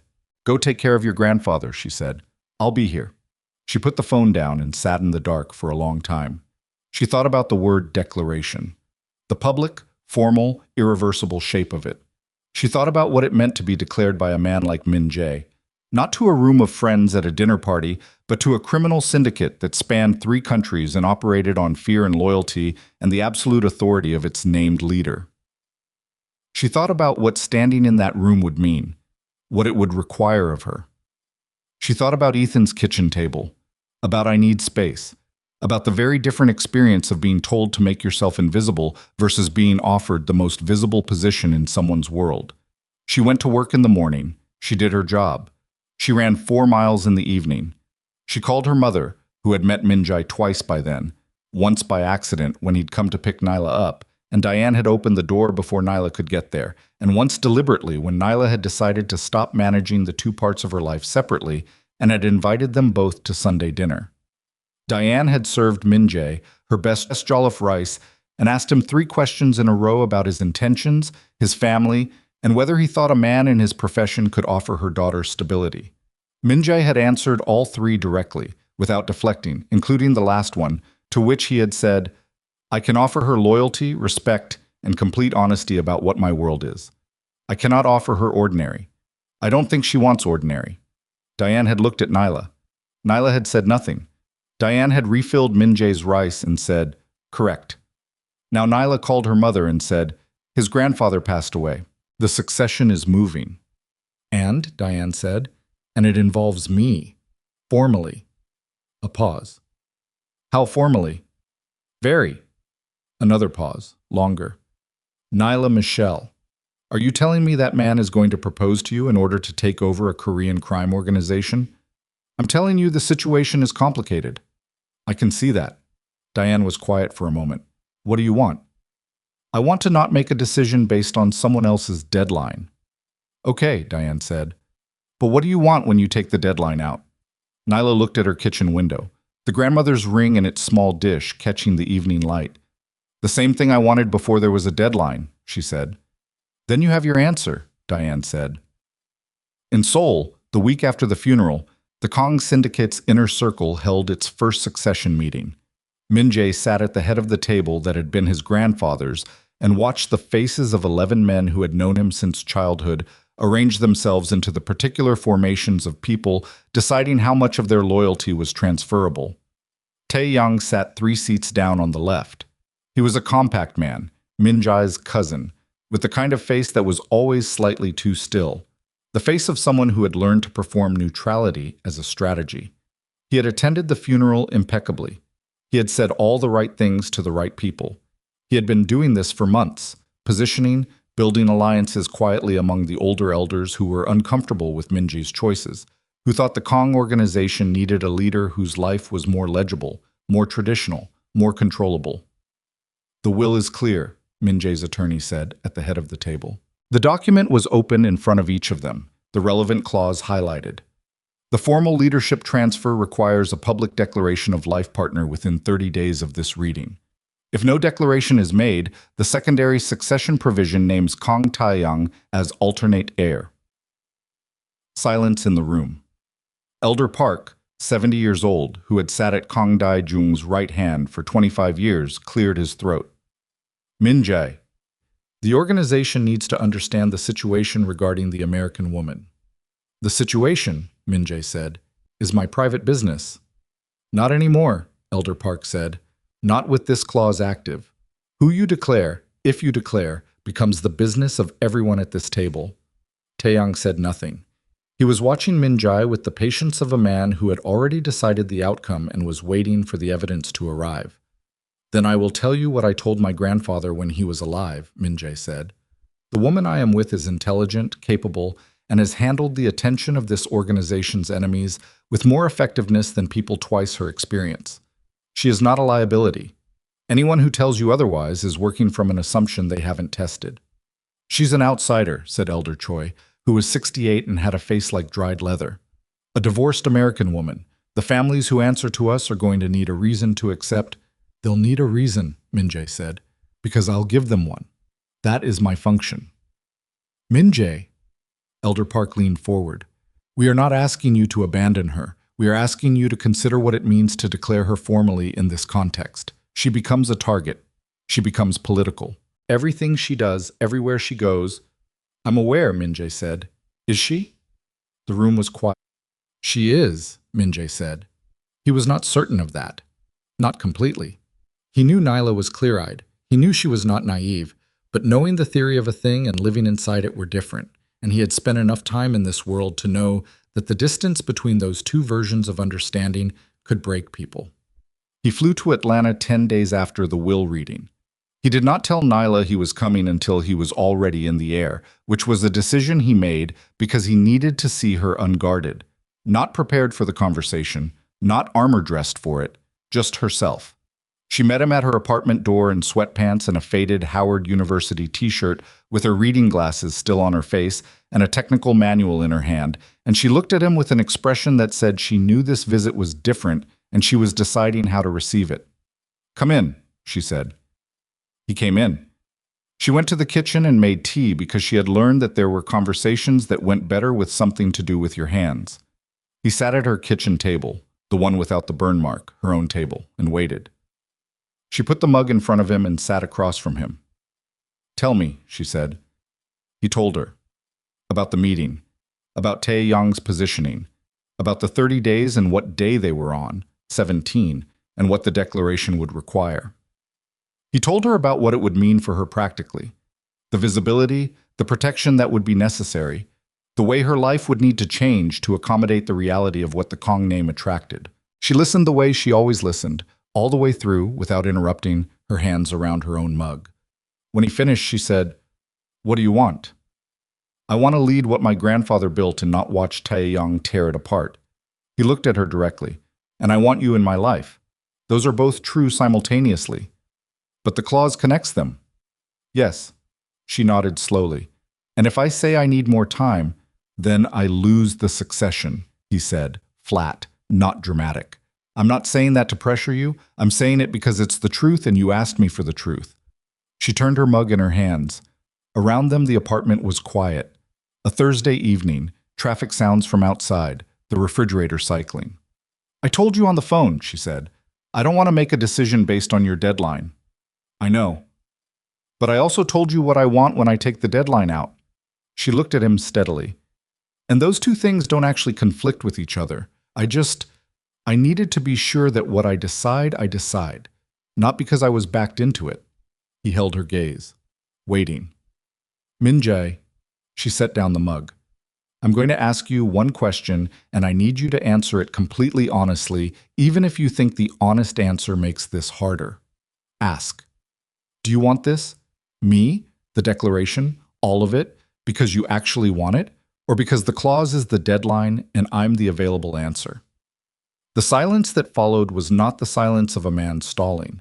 It was the silence of a man taking the question as seriously as it deserved. "When my grandfather died," he said slowly, "the first person I called was you. Not Seo, not my attorney, not Elder Park, who has been my advisor since I was 22. He looked at his hands. "I called you because you were the person I needed to hear. That is not a thing that happens to me by accident." She looked at him for a long moment. "Okay," she said. "Okay," she said again, quieter. "Then let's talk about what this actually looks like." What it looked like was a meeting in Seoul 3 days later that Nyla attended, in a dark green dress she'd bought with her own money and her grandmother's ring on her right hand and her back very straight. Min-jae met her at Incheon Airport, and the first thing she noticed was Seo standing 10 feet behind him with 2 other men, and the particular quality of organized attention that meant the security had been structured around her arrival. "You didn't have to do that," she said quietly. "Yes, I did," Min-jae said, and offered his arm. She took it. The meeting was in the Kong family's main building in Gangnam, a floor of offices that looked like any corporate headquarters, except for the specifics that didn't add up to corporate if you looked too closely. Min-jae walked her through it with his hand at the small of her back, a gesture she understood was also a statement, a visible positioning of where she stood relative to him. They passed people in the hallway. She felt the assessments, not hostile, most of them, more the look of people recalibrating a prediction. She met their eyes when she caught them looking. She did not smile performatively. She just looked back until they looked away. Elder Park was in the conference room when they arrived. Elder Choi. 3 other men she hadn't met. Taeyong was there too, on the far side of the table, with the particular stillness of a man who had come prepared. Min-jae introduced her. She shook hands. She did not flinch when Taeyong held her hand a half-second longer than necessary, and said, in English that was better than he'd let on in prior meetings, "Ms. Brooks, you've come a long way." "Not that far," she said. "Atlanta to Seoul is 14 hours. I've done longer." Something moved in Taeyong's expression. Reassessment. Not warmly. The meeting was in Korean, which she didn't speak. Min-jae had an earpiece relay set up for her, Seo translating quietly into a small device. But she had told Min-jae beforehand that she didn't want the earpiece. She wanted to watch the room without the distraction of translation because she trusted Min-jae to tell her what mattered, and she wanted her attention on the faces. She watched Taeyong. He was good, disciplined, precise in his arguments, building his case against her presence through indirection rather than direct attack. He talked about stability, about reputation, about what the organization's allied families would expect from a leader's life partner. He was talking about her without naming her, and everyone in the room understood what he was doing, and several of them were nodding. Min-jae let him finish. Then Min-jae spoke for 4 minutes. She couldn't understand the words, but she could read the room shifting, the particular movement of air in a space when someone says something that lands differently than expected. Elder Park looked at her once, back at Min-jae. Elder Choi's expression did not change, but something behind his eyes did. After the meeting, outside the building, waiting for the car, she said to Min-jae, What did you say? I told them about the fabricated financial records, he said, and how you dismantled them. I told them that the woman sitting in that room had been attacked by a resourced adversary using sophisticated document fraud and had taken it apart alone, methodically, in 18 hours, and had published a rebuttal that destroyed the attack's credibility before our own people could formulate a response. He paused. I told them that if they were looking for someone who could stand next to the Kong name under pressure, they had just spent 40 minutes in a room with her. Nyla was quiet. And Taeyang? She said. He'll keep maneuvering, Min-jae said. He's not done. But the room moved, even Choi. The car arrived. She got in. Seoul moved past the windows, dense and complicated and lit. Min-jae, she said. Yes. I want to meet Taeyang alone, not confrontationally. I just want to have a conversation with him. He looked at her. Why? Because he's been building a case against something he doesn't actually know, and I want him to know what he's actually dealing with before he keeps going. She looked out the window. Not to threaten him. I just want him to see me clearly. People who see me clearly tend to recalibrate. Min-jae considered this for a long time. I'll arrange it, he said. The meeting with Taeyang happened 2 days later in a hotel restaurant in Itaewon, neutral ground. He arrived first, which was a power move. She sat across from him and ordered coffee and looked at him without any particular expression. You asked for this, he said. I did. Why? Because I wanted to ask you something. She held her coffee cup. What's your actual concern? Not the thing you said in the meeting, the real concern. He looked at her with the careful eyes of a man deciding how honest to be. Min-jae is exceptional at what he does, he said finally. He's disciplined, he's respected, he's ruthless when he needs to be. He is exactly what this organization requires. He paused. You are a variable he hasn't properly accounted for. People who love someone always have a vulnerability that people who don't can use. You're saying I'm a liability because he cares about me. I'm saying love makes people make different calculations. Sometimes worse, she said. Sometimes better. She set down the cup. You've done your research on me. Extensively. Then you know I'm not here for his money or his power. You know I had a career before him and I'm rebuilding it, and it has nothing to do with him. You know that when Unipark came at me, I didn't run to him. I solved it myself. She looked at him directly. Your concern is that I'll make him weak, but I'd suggest that the alternative, a man who has no one, who has nothing outside the organization to anchor him, is actually more dangerous to lead it. Your grandfather knew that. That's why the clause exists. Taeyang was quiet for a long moment. You're more formidable than I expected, he said. Most people say that, she said. It's not a compliment, he said. It's a warning. The more formidable you are, the more significant a target you become. The families who oppose us will look at you and see a pressure point. Then they'll find out the pressure point pushes back, she said. He looked at her. The stillness of him shifted slightly. Not warmth, not surrender, but the particular movement of a man who has encountered an argument he doesn't have an immediate counter to. I'm not going to stop protecting my position, he said. I know that, she said. I'm not asking you to. I'm just telling you to be accurate about what you're dealing with. Accuracy seems like it would be important in your line of work. He almost smiled. She caught the edge of it before he pulled it back. She stood and left the bill on the table. Outside, the Seoul afternoon was overcast and loud, and she stood on the sidewalk for a moment with her heart moving at a pace she felt in her wrists, and thought that was either very smart or very stupid, and decided she couldn't know yet, and walked back toward the hotel. Theo was waiting around the corner with a car. He had been there the whole time, which she'd known. How did it go? He said, which was the most words she'd heard him say consecutively. He's not our enemy, she said. He's a man who does risk assessment. We just gave him better data. Theo looked at her for a moment, nodded once, opened the car door. The next 10 days moved fast and then suddenly slow, the way the period before something irrevocable always does. Min-jae formally notified the syndicate leadership that he would make his declaration on the 29th day of the 30-day window. The timing was intentional, not rushed, not last minute, exactly calibrated to communicate that this was a deliberate choice rather than a deadline response. Nyla understood the signaling without him explaining it. She was beginning to understand a lot of things about his world that way, through the patterns, through the negative space of what wasn't said. She called Marcus Webb from Seoul. He picked up on the second ring. "I need to tell you something," she said. "My life is about to get more complicated. My visibility is going to change. I want you to know that before it happens because you've been in my corner and you should know." "Complicated how?" he said carefully. She told him. The short version, the relationship, the man, the world he occupied, the fact that her name was about to be attached publicly to a figure who was both powerful and controversial. Silence on the line. "Nyla," he said. "I know." "Do you? Because your career just started getting back on track, and I know, Marcus." She was looking out the hotel window at Seoul. "I'm not asking for your approval. I'm giving you information because you're someone who has my back, and people who have my back should see clearly."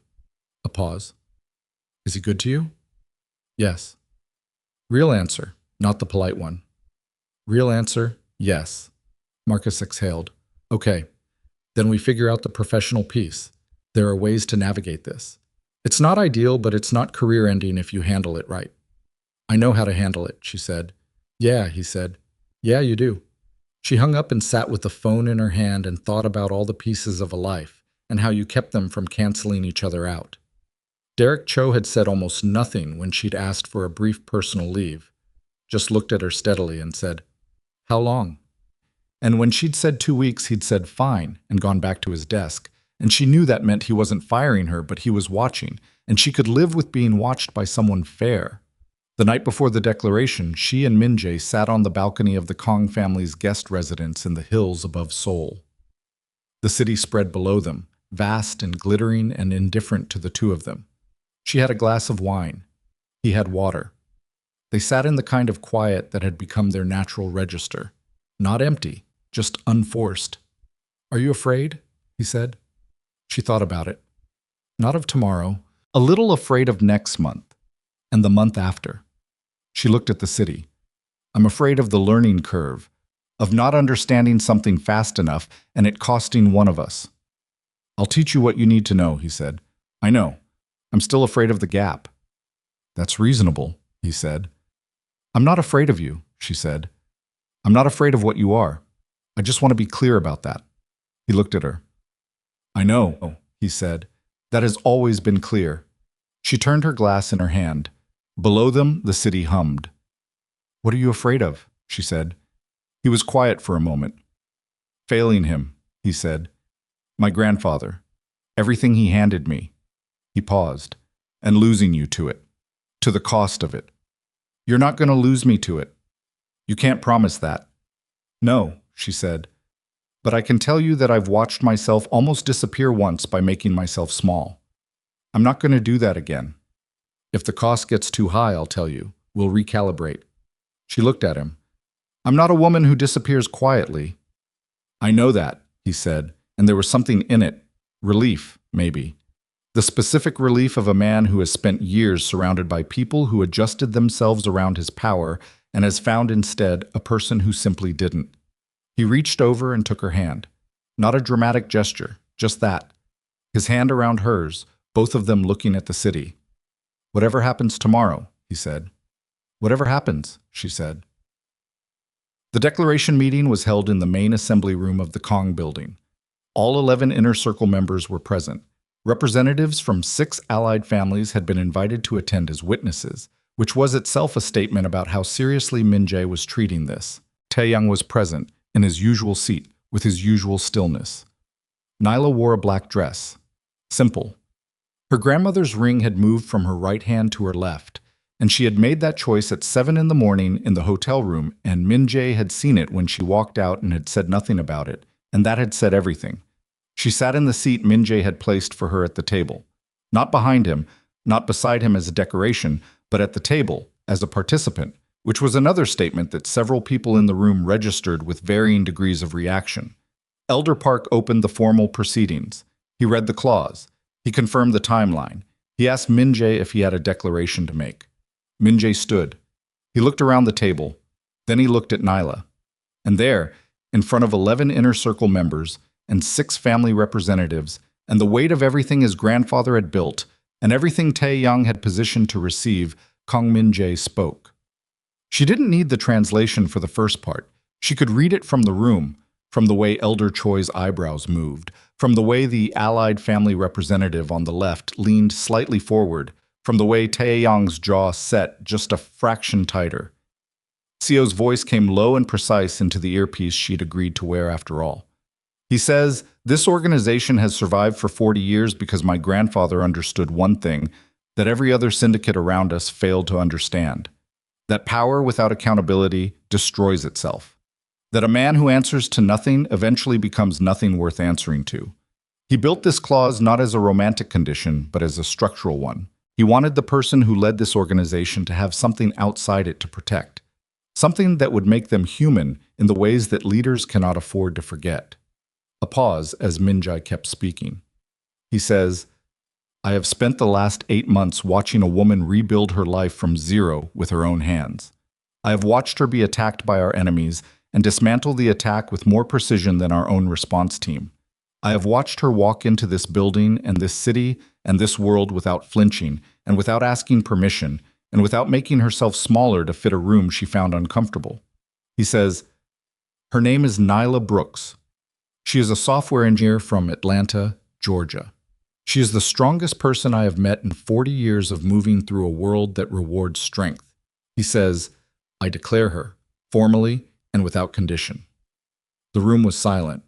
Nyla looked at Min-jae. He was looking at her with the same expression he'd had in the bar in Atlanta when he'd asked, quietly, if she wanted him to handle the situation or if she had it. She had it. She stood up. She had not planned to speak. She had planned to let the declaration stand on its own and move through the formalities and deal with the aftermath. But she was standing before she decided to stand, which was how she knew it was the right thing to do. "I want to say something," she said. Her voice was even. It filled the room.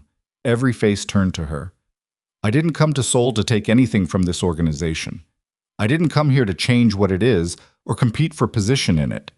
I came here because the man standing next to me is someone I trust, and I don't trust people easily anymore." She held the room's attention without reaching for it. "I know what I'm walking into. I know the risks. I've already met some of them." She looked at Tae-young directly for just a moment. "I'm telling you this because I believe in accurate information. You should know exactly what you're dealing with when you're dealing with me. I'm not a liability. I'm not a romantic distraction. I'm a person who understands systems, who solves problems, and who doesn't break under pressure." She paused. "That's all." She sat down. Elder Park looked at her for a long moment. Then he looked at Min-jae. Then he wrote something on the pad in front of him and said something in Korean. "Seo," he says, "the declaration is made and recorded. Kang Min-jae is confirmed as primary successor." The room moved. Shifting bodies, low voices, the scrape of chairs. Tae-young stood. He looked at Min-jae first, then at Nyla. His expression was unreadable for a long moment. Then he bowed. Short, precise. The kind of bow that meant nothing had been conceded, but everything had been acknowledged. Min-jae inclined his head. Nyla watched. She thought she understood what had just happened. She would learn over the following weeks that she had understood about 60% of it, and that the remaining 40% would arrive in pieces over the next months, some of them difficult, and some of them worse than difficult, and none of them something she couldn't stand up to. But in that room, in that moment, she felt the weight of it settle, not on her, but around her, like the difference between standing outside a structure and standing inside it. She had walked in a guest. She walked out something else entirely.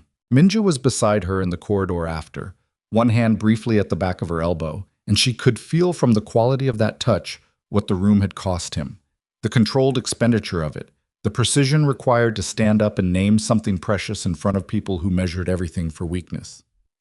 "You didn't have to speak," he said quietly. "I know," she said. "It was the right thing," he said. "I know that too." They walked down the corridor together, while the organization rearranged itself behind them in the room they'd left, and she thought about the distance between Atlanta and this hallway, between the rain and the bar, and the cold cup of tea and this, about the particular architecture of a life, and all the unplanned moments that turned out to be load-bearing walls. Her phone buzzed in her bag. She didn't reach for it yet.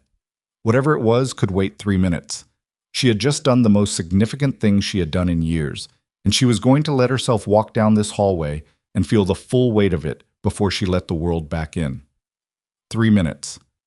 Then her phone buzzed again, and again, and again. Rapid succession, pattern of something incoming fast. She stopped walking, took the phone out. It was Marcus. 4 texts in 90 seconds. Call me. Now. Nyla, it's about Viridian. They've been contacted. Someone sent them something about you. Derek is asking questions. She looked at the screen. The hallway around her went very still. Min-jae had stopped beside her. He looked at her face, then at the phone. What? He said. She looked up at him. The declaration was 30 minutes old. The syndicate confirmation was still warm. And somewhere between Seoul and Atlanta, someone had decided that the moment Nyla Brooks became publicly attached to the Kong name was the moment to go after the one thing she had built entirely by herself. Her job. Her career. The proof that she was not what anyone had tried to make her. She looked at Min-jae with the particular expression of a woman who has just understood that the fight she thought was ending was actually entering its next and most expensive phase. Taeyang, she said. Min-jae's expression hardened in a way she hadn't seen before. Not anger, something colder and more deliberate than anger.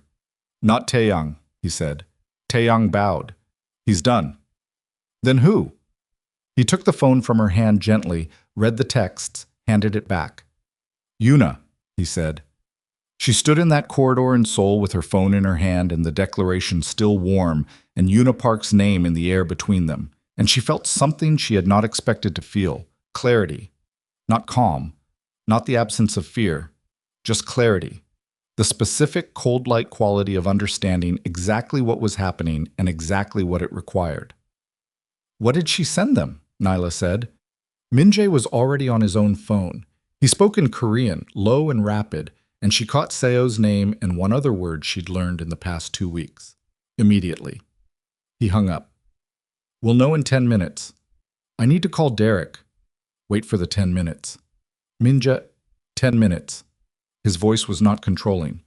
It was the voice of a man who had managed crises longer than she had and knew that the first 2 minutes of information were almost always incomplete. Let me find out what she sent before you walk into that conversation. You go in with half the picture and you're playing defense. She looked at him. Her pulse was in her jaw. 10 minutes, she said. They went to a side room off the corridor, a small office, somebody's workspace, books, and a desk, and a window facing the building's interior courtyard. She stood at the window and he stood behind her and they waited. Seo came in at 8 minutes with a tablet. Yuna had not done the financial records again. She was smarter than that. What she had sent to Viridian Health's HR department and board of directors was a curated package. Public records of the Kong Syndicate's known activities, the drug enforcement cases that had been filed and dropped in 2019, the wire fraud investigation that had been opened and closed in 2021, the names of 3 Kang-affiliated businesses that appeared in an Interpol financial monitoring report. She had attached to this package a cover letter unsigned, explaining that Viridian's senior software engineer Nyla Brooks was the publicly declared life partner of Kang Min-jae and suggesting that Viridian's board consider the liability implications of this association for a company that handled sensitive patient health data. It was not fabricated. That was the difference from last time, and it was sophisticated. Everything she had sent was real, public, documentable. She had built a package of true information assembled with enough precision to suggest a conclusion that Nyla was a security risk, that the information itself did not actually support. Nyla read it twice. Then she handed the tablet back to Seo. She learned from last time, she said. She learned to use things she can't be prosecuted for using, Min-jae said. His voice had that quality again, the cold container for something underneath. She's not wrong that it creates a complication, Nyla said. Viridian handles HIPAA-regulated data. An association with a figure under prior federal financial monitoring, even closed cases, is going to make their legal team nervous. Nyla, I'm not falling apart, I'm assessing. She turned from the window. Derek is a fair person. He's going to ask me directly what the situation is. The question is what I tell him and what I'm willing to do about it. What are you willing to do? Min-jae asked. No pressure in it. A real question. She thought about it. about the job she had rebuilt cell by cell over 6 months, about the data pipeline problem she had solved, and Derek's 3-word review, and the forensic conversation, and the specific pride of having something that was entirely the product of her own competence with no one else's fingerprints on it. "I'm going to tell him the truth," she said, "and then I'm going to let him make a fair decision with accurate information, not a decision based on an anonymous package designed to create fear. And if his decision is, then it is," she said. "And I'll find another job, and I'll fight it through every legal channel available to me." She looked at Min-jae steadily. "But I'm not going to manage Derek Cho's perception of me. I did that for 6 years with Ethan, and I am done managing perception. I tell the truth, and I let people decide." He looked at her for a long moment. Something in him that had been braced very slightly, so slightly she almost didn't see it, relaxed. "Okay," he said. "I need to call him now," she said. "Use this room," he said, and stepped out, pulling the door partly closed behind him. She called Derek. He answered on the first ring, which told her he had been waiting for it. "Nyla." Not warm, not cold, careful. "I know what you received," she said, "and I want to tell you what it is and what it isn't before you make any decisions based on it." A pause. "Go ahead," she told him. Not everything. Not the full anatomy of the Kong Syndicate, not the succession, not the declaration. But the truth of it, who Min-jae was, what the relationship was, and what the anonymous package was designed to accomplish. She told him it came from a specific individual with a specific history of using legitimate information to build illegitimate narratives, and that she could document that history if he wanted it. She did not apologize. She did not perform regret for her choices. She told him what the situation was and let it be what it was. When she finished, Derek was quiet for a long time. "You've been doing excellent work," he said finally. "That's not under dispute." "I know," she said. "The legal team is going to have questions. I can't make this go away. You understand that. I'm not asking you to make it go away. I'm asking you to let the process run on accurate information." Another pause. "Okay. I need a week." "Okay," she said. "Nyla." His voice shifted slightly. "For what it's worth, the way you handled the Una Park situation in February, the technical methodology, I've thought about that a lot." "What about it?" "You took a targeted attack and turned it into a demonstration of your core competency. That's not nothing. I want you to know I noticed that." She exhaled slowly. "Thank you, Derek." "Weak," he said, and hung up. She sat in the borrowed office with the phone in her lap and the Seoul courtyard visible through the window, pigeons on the ledge, the sound of the building around her, and thought about waiting, about the specific discipline of having done everything you could do and then letting the thing be unresolved for 7 days. Min-jae came back in. He looked at her face. "1 week," she said. "He needs to run the process."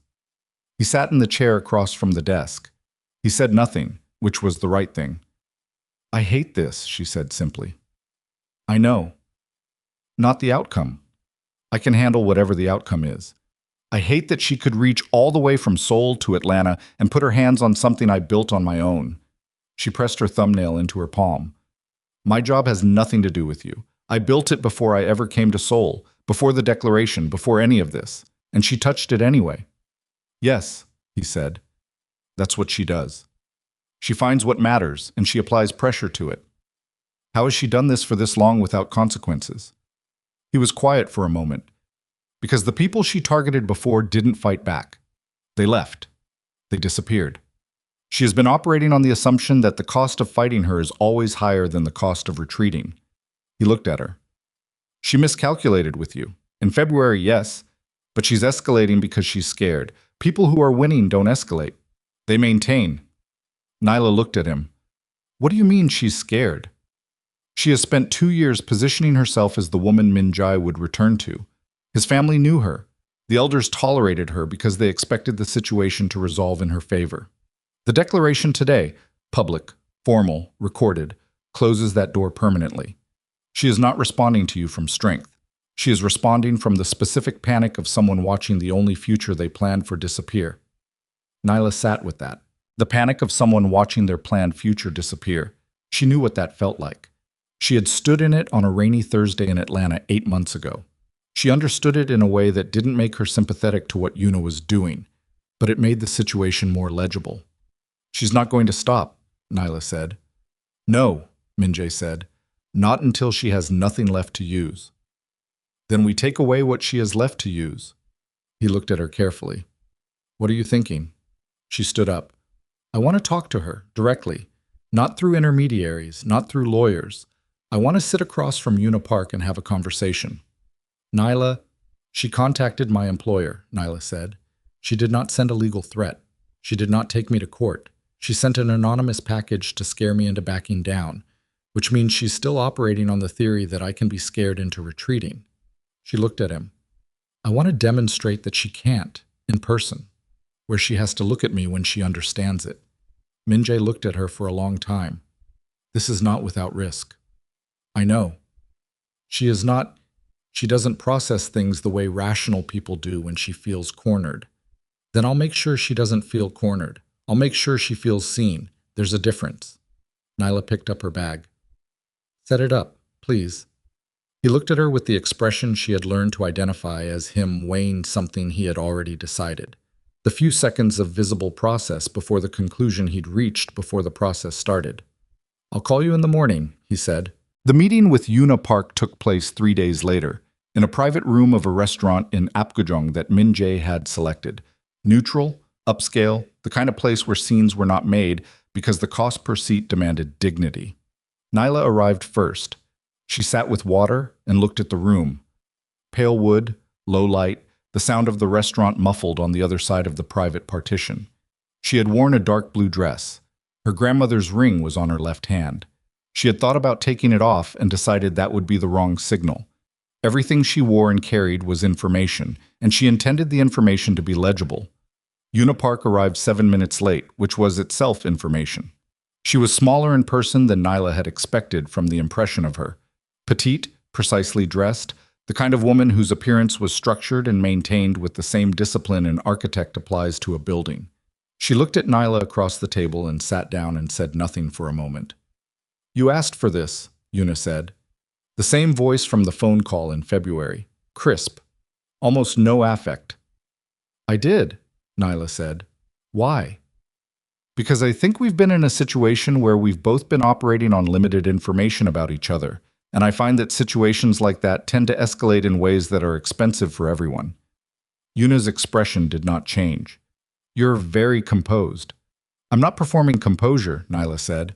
"I'm just not afraid of you." Something moved behind Yuna's eyes. Not anger, more like the recalibration Nyla had seen in Taeyang. The adjustment of someone whose model of the situation has encountered a fact that doesn't fit. "You should be," Yuna said, but there was something fractionally different in the quality of it. A statement that had expected more resistance and found a wall where it expected open ground. "Here's what I know about you," Nyla said, without heat.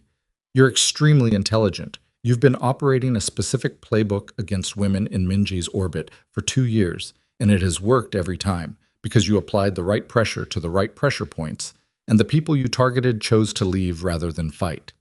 You're also someone who had a plan for her life, a specific plan, and the declaration has closed the last door on that plan." She paused. "And I think somewhere under the campaign you've been running, you're a person who is genuinely in pain about that, and I'm not dismissing that. Loss is loss." Yuna looked at her. The careful stillness of her had changed quality. Not softened, but become more complex somehow. "You don't know me," Yuna said. "Not well. But I know what I just described is true." A pause.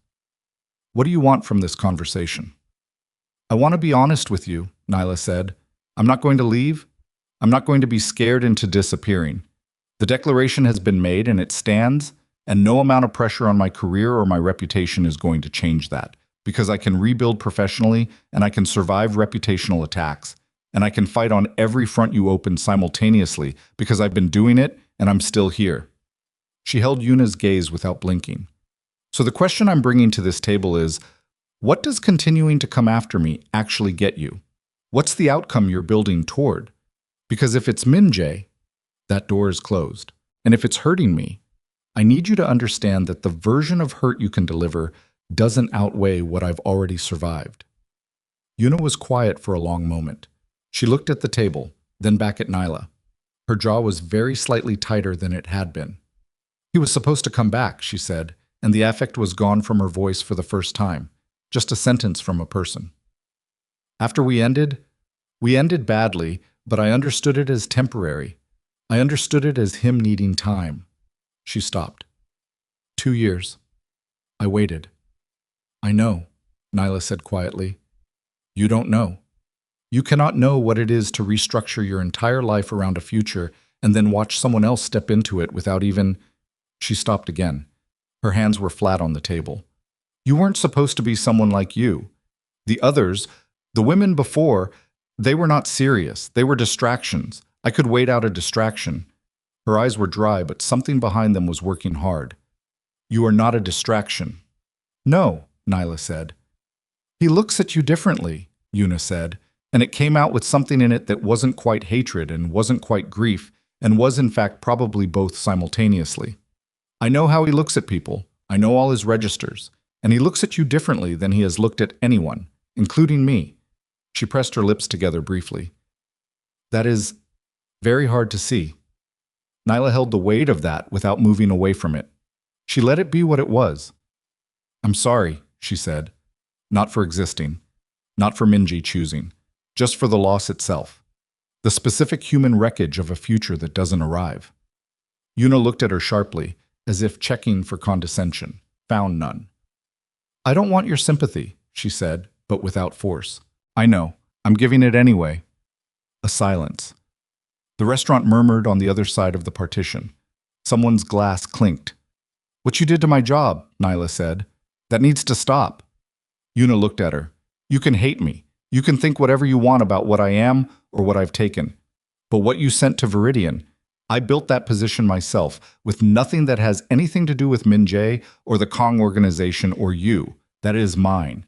And I need you to understand that touching it again will not produce the result you want. It will produce a legal response that I have already consulted a Seoul attorney and an Atlanta attorney about, and that will be very public and very detailed about your prior pattern of behavior. She said it without threat in her voice. Just information. Accurate. Delivered clearly. I don't want to do that. I'm telling you I will if I have to. Una studied her. The quality of her study was different now from how she'd looked at Nyla when she walked in. Less assessment of a target, more the look of someone genuinely trying to understand what they're dealing with. You're not what I built in my head, Una said finally. I know, Nyla said. I'm not what most people build in their heads. Something that was almost, not quite, but almost, a short acknowledgement crossed Una's face. Not a smile, just recognition. Una stood. She picked up her bag and looked at Nyla one more time. I'm not going to promise you anything, she said. I don't make promises to women who are sitting where I expected to sit. I'm not asking for a promise, Nyla said. I'm asking you to make an intelligent decision. You're clearly intelligent enough to make one. Una held her gaze for another moment. Then she left. Nyla sat alone in the private room for 5 minutes. She drank her water and looked at the pale wood wall and thought about 2 women and the specific cruelty of being the one on each side of an ending, the one who leaves and the one who is left, and how the cruelty didn't assign guilt cleanly, it just distributed damage. She thought about Amani Carter, about being the one left, the one who hadn't known, the one standing in a marriage that had already been vacated by the other person. She thought about how she had not asked Ethan to come back, had not begged, had not dismantled someone else's life to put her own back together. There were things she did not do. She wanted to remember that. On the days when this world asked things of her that cost too much, she wanted to be able to say, there are things I do not do. She went out to the car where Seo was waiting and told him to take her back to the hotel. Min-jae was there when she arrived. He looked at her face, the whole of her, the way he always did, not cataloging for damage but reading her accurately. How did it go? He said. I don't know yet, she said honestly, but I said what needed to be said. Are you all right? She thought about it. I'm tired, but yes. He moved to put his arm around her and she let herself be held, which was still sometimes a thing she had to consciously allow. The old instinct to manage her own weight, to not lean, to be fine without requiring anyone. She was unlearning it. It was slow work. I'm hungry, she said into his shoulder. He pulled back and looked at her. I'll get food. Something real, not room service. There's a place that makes sundubu jigai that stays open late, he said. I don't know what that is. Soft tofu stew, he said. You'll like it. Okay, she said. Let's go. They ate in a small restaurant 2 streets from the hotel. She did like it. The heat of it, the depth of the broth, the specific comfort of food that had been made the same way for decades and had no pretension about what it was. She ate too much, and Minjae watched with the particular expression of a man who found the capacity of the people he loved to enjoy small things genuinely moving, and she caught him watching and said, "Stop." "I'm not doing anything," he said. "You're looking at me like I'm a museum exhibit." "I'm looking at you," he said simply, "because I want to." She looked back at him across the small table in the small restaurant. The overhead light was not flattering. He had a crease on his shirt from the day. She had smudged eyeliner she'd been too tired to deal with since the meeting with Yuna. They were both ordinary looking in this moment, the way people look when they've been through something and stopped performing it. "Minjae," she said. "Yes. I love you." She said it the way she'd been wanting to for 3 months and hadn't, not because she hadn't been sure, but because she hadn't found the right moment, and she was tired of waiting for the right moment. I wanted to say it without everything else happening around it, but everything is always happening, so. He looked at her. The thing behind his eyes that she'd been reading in fragments for months was entirely visible now. "I love you," he said, in the same tone. Not a response to her, but its own statement, its own fact standing on its own ground. She nodded. He nodded. They went back to their food. It was, she thought, the most honest exchange she had ever had with another person. No decoration. Just the truth, said plainly, by 2 people who did not have the energy to dress it up and didn't need to. Derek Cho called on the 6th day. She was back in Atlanta by then. She had been back for 3 days, returning to her apartment and her routine and the specific comfort of her own space after the intensity of Seoul. She ran every morning. She worked from home on projects Derek had left in her queue, keeping her hand in, not because she had to, but because the work steadied her. She was at her desk when he called. She picked up immediately. "We're keeping you," Derek said. She exhaled once, long and slow. "The legal team reviewed the situation," he said. "The association you have is personal and not professional. You have no financial relationship with the Kong organization or any affiliated entity. Our compliance team verified independently. The prior cases in the package were closed without charges. There's no actual liability to the company, and the general counsel was pretty clear that what was sent to us looks a lot like an attempt to weaponize our compliance process, which she found, a pause, motivating. Your general counsel sounds like someone I'd like, Nyla said. She said the same thing about you after she read your February rebuttal. A beat. She printed it out. It's on her wall. Something warm moved through Nyla's chest. Tell her thank you. Tell her yourself at the Q3 all hands. Derek's voice returned to its regular register. The pipeline work you left in the queue is good, by the way. The async issue you flagged before you left. Your solution was cleaner than what I would have done. I know, she said. He made a sound that might have been a laugh. See you Monday. She put the phone down and sat very still at her desk for a minute. Outside the window, Atlanta was doing what it did in late May. The heat arriving properly now, the trees at full green, the city in its summer voice. She had last seen this view in October when she had been a different arrangement of the same person, and the view had been the same and she had been different, and now she was here. She called her mother. Diane picked up mid-first ring, which meant she had been waiting. I'm keeping the job, Nyla said. Of course you are, Diane said. Mom, I know. Tell me. She told her. About Derek and the legal team and the general counsel and the printed rebuttal on the wall. About Seoul and the declaration and Yuna and the restaurant and the sundubu jigai. About sitting across the table from the woman who had tried twice to dismantle her and finding, underneath the campaign, just a person with a wound she recognized. Diane was quiet for the duration. When Nyla finished, her mother said, You said you were sorry to her? For her loss? Yes. Even after what she did? Yes. A pause. Your grandmother would have done the same thing, Diane said. She always said the only way to end something is to look it in the face.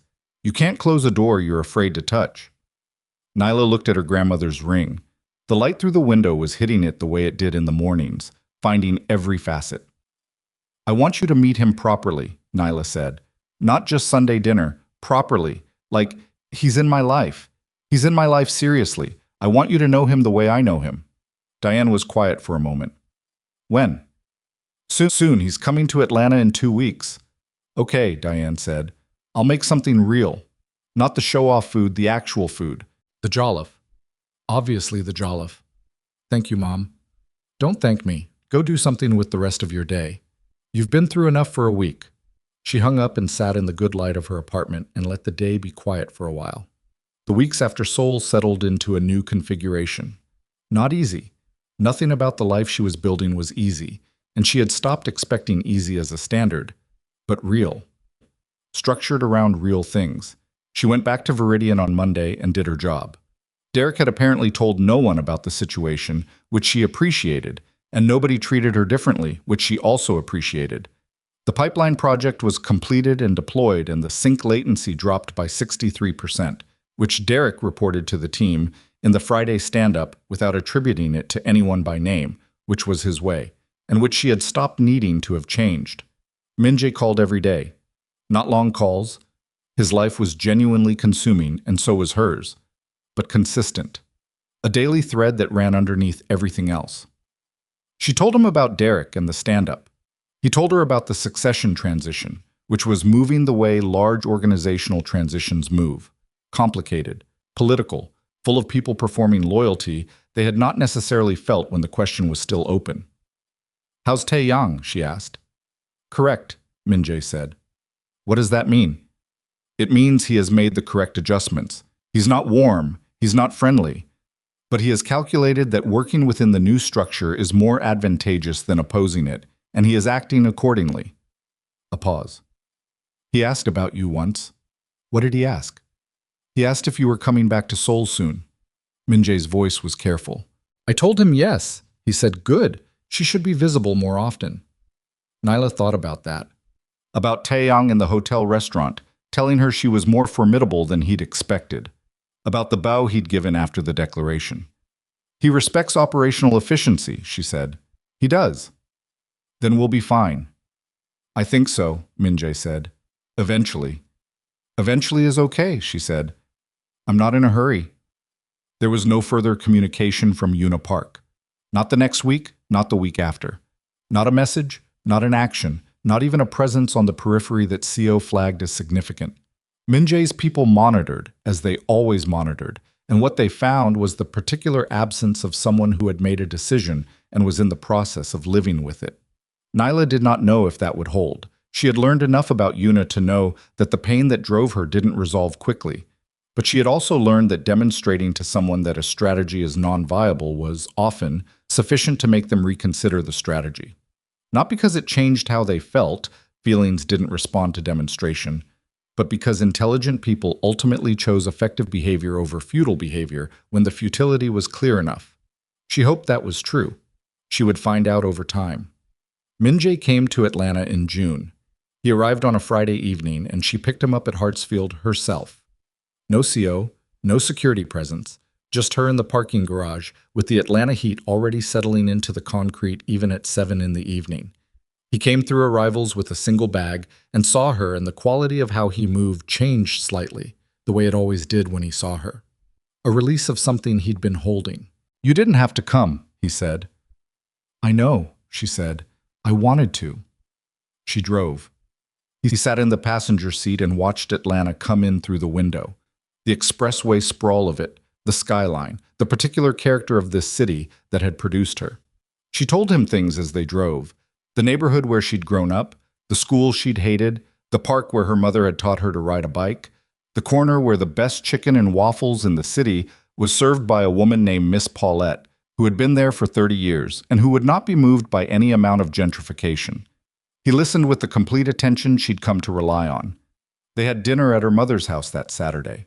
Diane had made jollof rice and fried plantains and a pepper soup that she only made for people who warranted it, and she had set the table properly. The good plates, the cloth napkins, which in Diane Brooks's household was the highest available signal of regard.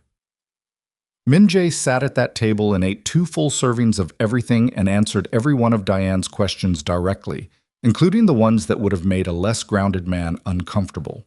Diane asked him about his grandfather. He talked about Kong Dae-jung for 10 minutes, and his voice had the quality it always had when he talked about him. The stripped-down quality of genuine love that didn't need decoration. Diane listened, set down her fork, said, "He sounds like someone who understood what it actually meant to build something." "He was," Min-jae said. Diane looked at him for a moment with the look she used when she was reading someone all the way down. Then she nodded once, the way a verdict sounds when it's delivered without drama, and picked her fork back up. Nyla had been watching from across the table. She caught her mother's eye.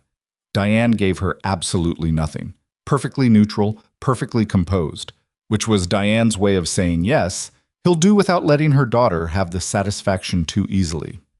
After dinner, while Min-jae and Diane talked on the porch about something Nyla couldn't quite hear from the kitchen where she was washing dishes, she stood at the sink and looked out the window at the backyard. The rose bushes were in bloom now, red and pink and the white one her mother had planted the year Nyla was born, which bloomed every June with the reliability of something that had decided to be consistent. Her hands were in the warm water, and her grandmother's ring was on the counter beside her because she always took it off when she washed dishes, and she thought about all the versions of this moment she had imagined, and none of them had been quite right, which was the thing about real life. It never matched the imagined version. It was always more complicated and more ordinary and more specific, with dish soap and June heat and the sound of her mother's porch on a Saturday night. She was 34 years old. She had a job she was good at and a life she had chosen, and a man on her mother's porch who had looked at her in a bar in Atlanta when she was the worst version of herself and had found her worth seeing. She had been afraid and had done the things anyway. She had been small and had made herself large again. She had been broken in the specific way that happens when you give everything and get a sentence about space in return. And she had rebuilt, not into what she was before, but into something that knew its own foundation better. She rinsed the last dish, dried her hands, put her grandmother's ring back on. She went out to the porch. Min-jae and Diane looked up when she opened the door. Diane was in her rocking chair. Min-jae had pulled one of the other chairs around. The neighborhood was making its Saturday sounds. A dog barking down the street, music from a car passing, children somewhere still up too late, shrieking with the specific joy of summer evenings. "What are you two talking about?" she said. "Your father," Diane said. Nyla looked at Min-jae. "She was telling me about him," he said. "What kind of man he was." "He would have liked you," Diane said to Min-jae. "He was suspicious of easy men, men who needed everything to be smooth. He always said the ones worth knowing had some scar tissue." "Mom," Nyla said. "What?" "It's a compliment." Min-jae looked at Nyla. His expression was the one she loved most. Not the official one, not the controlled public face, just the one she saw, when it was the two of them, and he had stopped curating anything. She sat on the porch step, between the two of them. The June night came in around all three of them, warm and loud and alive, the Atlanta summer doing what it always did, arriving completely, holding nothing back. They sat there for a while, the three of them, not needing to fill it. Diane rocking slowly, Min-jae with his arms on his knees, Nyla on the step with her back against the porch post, looking at the yard where the white rosebush was doing what it always did in June. "Tell me about your grandmother," Min-jae said to Nyla. "The one whose ring, that is." She turned to look at him. He was looking at her hand, the ring in the porch light. She told him about Vera Mae Brooks, who had been born in rural Georgia in 1931 and had married a man named Joseph, who worked the land and who had given her that ring. Not new, bought from a pawn shop, but real gold and a real ruby, and given with complete seriousness on a Sunday afternoon when he had saved up enough to make the gesture. About 43 years of that marriage. About Vera Mae's hands, which had worked and never stopped, and about the way she had worn that ring every day of those 43 years, including when she was gardening, which her daughters had told her was impractical, and which she had ignored completely. She said, Nyla told him, that a ring you only wear when it's convenient isn't a ring, it's a decoration. Min-jae looked at the ring for a long moment. "Vera Mae sounds like she was a woman who knew her own mind," he said. "She was terrifying," Nyla said. "The best ones usually are," he said. Diana made a sound from her rocking chair that was not quite a laugh and not quite an agreement, but was in the neighborhood of both. The night stretched out. Eventually, Diane went inside. Minjae and Nyla stayed on the porch a while longer, talking about smaller things now. His grandfather's garden, which Minjae had apparently tended as a child because the old man had believed boys should know how to grow things. The data architecture problem Nyla had been turning over for 2 weeks that she explained to him, and he listened to and said, at the end, "Have you tried treating it as a routing problem instead of a storage problem?" And she went very still because that was the reframe she'd been missing, and it was exactly right. "How do you know anything about data architecture?" she said. "I manage a large illegal financial network," he said. "The structural problems are surprisingly similar." She looked at him. "That was a joke," he said. "Was it?" A pause. "Mostly." She laughed. Real, genuine, the full version of it. He watched her laugh with the expression she'd identified in the Seoul restaurant and never fully named. It was, she understood now, what contentment looked like on a man who had not expected to feel it. They drove back to her apartment late. He stood in her kitchen, and she stood at the counter, and the city was quiet around them, the way cities got after midnight, the noise dropping down to just the essentials. "I want to ask you something," he said. She looked at him. He reached into the pocket of his jacket, set something on the counter between them. It was small. A ring box. Simple, dark, unremarkable from the outside. She looked at it, then at him. "I'm not doing this as a requirement," he said. "The succession is settled. The 30 days is closed. The declaration is permanent regardless of this." He kept his hands flat on the counter on either side of the box. "I'm asking because I want to. Because I want to know that 20 years from now we are still doing this, arguing about routing problems at midnight, sitting on your mother's porch, eating late in small restaurants in cities we're barely awake in." He looked at her directly. "I want the whole version of this, not the convenient version." She looked at the box, then at him, then at her grandmother's ring on her left hand. "Open it," she said. He opened it. The ring inside was simple, a band of dark gold, a small oval ruby. Not flashy, not elaborate. The kind of thing chosen by a man who had done his research into what a woman actually valued versus what she was supposed to value. She picked it up, held it in the light. It was very nearly the twin of her grandmother's ring. Not identical. The stone was slightly different, the band narrower, but close enough that the resemblance was not accidental. She looked at him. "You talked to my mother," she said. "For a month," he said. She described it very specifically. Diane Brooks. On the phone with Kang Min-jae for a month, describing a ruby ring in precise detail and never once mentioning it to her daughter, the absolute composure of the woman. "Yes," Nyla said. He looked at her. "Yes?" "Yes," she said again. "You don't need to ask it out loud if you don't want to. I already said yes." "I want to ask it," he said. "Then ask." He took the ring from her hand and held it. "Nyla Brooks," he said, with the exact plainness and the exact weight of a man who understood that some sentences did not need embellishment to carry everything they contained. "Will you marry me?" "Yes," she said. He put the ring on her finger, next to her grandmother's ring. The two of them side by side on her left hand, the old ruby and the new one, catching the kitchen light together. She looked at them for a long moment. Then she looked at him. He looked back at her with the steady, unhurried attention of a man who had walked through a great deal of difficulty to arrive at this kitchen, at this counter, at this specific moment with this specific person, and who intended to stay. She reached across and touched his face. His hand came up and covered hers. Outside, Atlanta continued its business without them.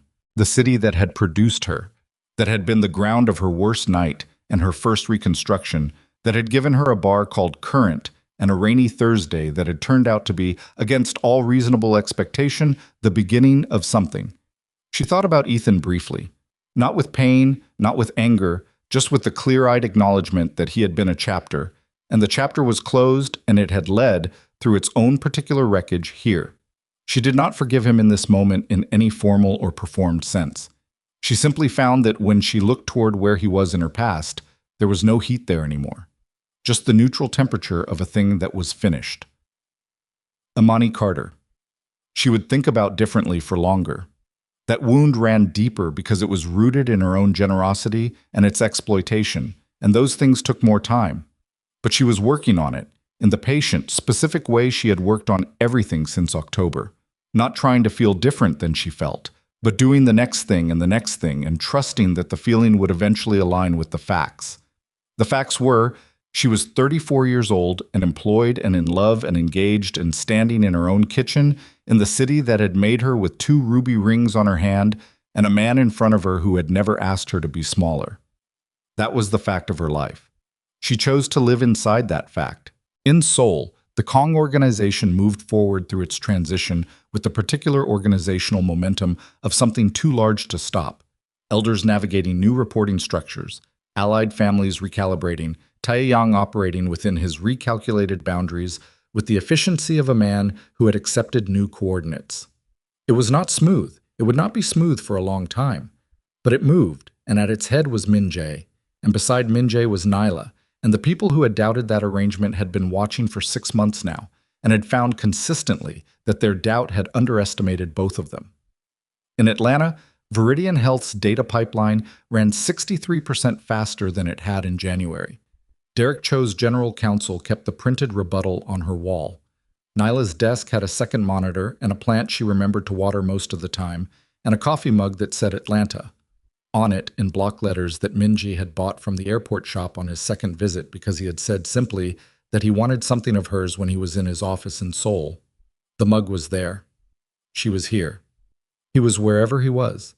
The distance was real, and the logistics were genuinely hard, and there were weeks when the time zones made them ships passing, and weeks when neither of them had enough for the other, and those weeks were difficult in the specific way that real relationships were difficult. Not dramatic, not catastrophic, just the ordinary labor of 2 people trying to hold something valuable through the friction of real lives. They did the work. That was all. They showed up and they told the truth, and when they fell short of each other, they said so without decorating it, and they kept doing it because the alternative was to stop, and neither of them was willing to stop. Nyla Brooks met Min-jae's Seoul associates at a dinner in October, 1 year after the rainy Thursday, and told Elder Park, who had flown from Seoul for business and whom Min-jae had brought along, that she hoped he was managing his cholesterol because men his age in high-stress work were a medical concern. Elder Park, who had not been spoken to that way since approximately 1987, had been briefly speechless and then had laughed with genuine surprise and had told Min-jae afterward that Nyla's mother was formidable, which Min-jae had told Nyla, who had told Diane, who had said, obviously. The rose bushes bloomed every June. The burn mark stayed on Diane's kitchen table where Nyla's father had left it, the reminder that accidents were part of living in a house. The bar called Current on the downtown Atlanta street changed its menu once, but kept the low light and the hand-painted sign and the bartender with box braids who didn't blink when someone ordered tea. Nyla drove past it sometimes. She never stopped in again. She didn't need to. That place had done what it needed to do on one particular rainy October night, and she was grateful to it in the way you were grateful to the unremarkable hinge that turned out to be load-bearing. You didn't make a monument of it. You just understood, whenever you passed it, that you would not be where you are without the night it held you. She understood that. She drove past and went on with her day. The 2 rings on her hand, her grandmother's and her own, carrying between them 43 years of one marriage and the beginning of another, and the particular unbroken thread of women who had decided to stay present in their own lives no matter what it cost. That thread did not break. She made sure of it every day, in the small and ordinary ways that mattered most, by showing up to her own work, her own love, her own life, with all of herself present and none of herself hidden, and by refusing, in the particular, quiet, absolute way she had learned was available to her, to become invisible for anyone ever again.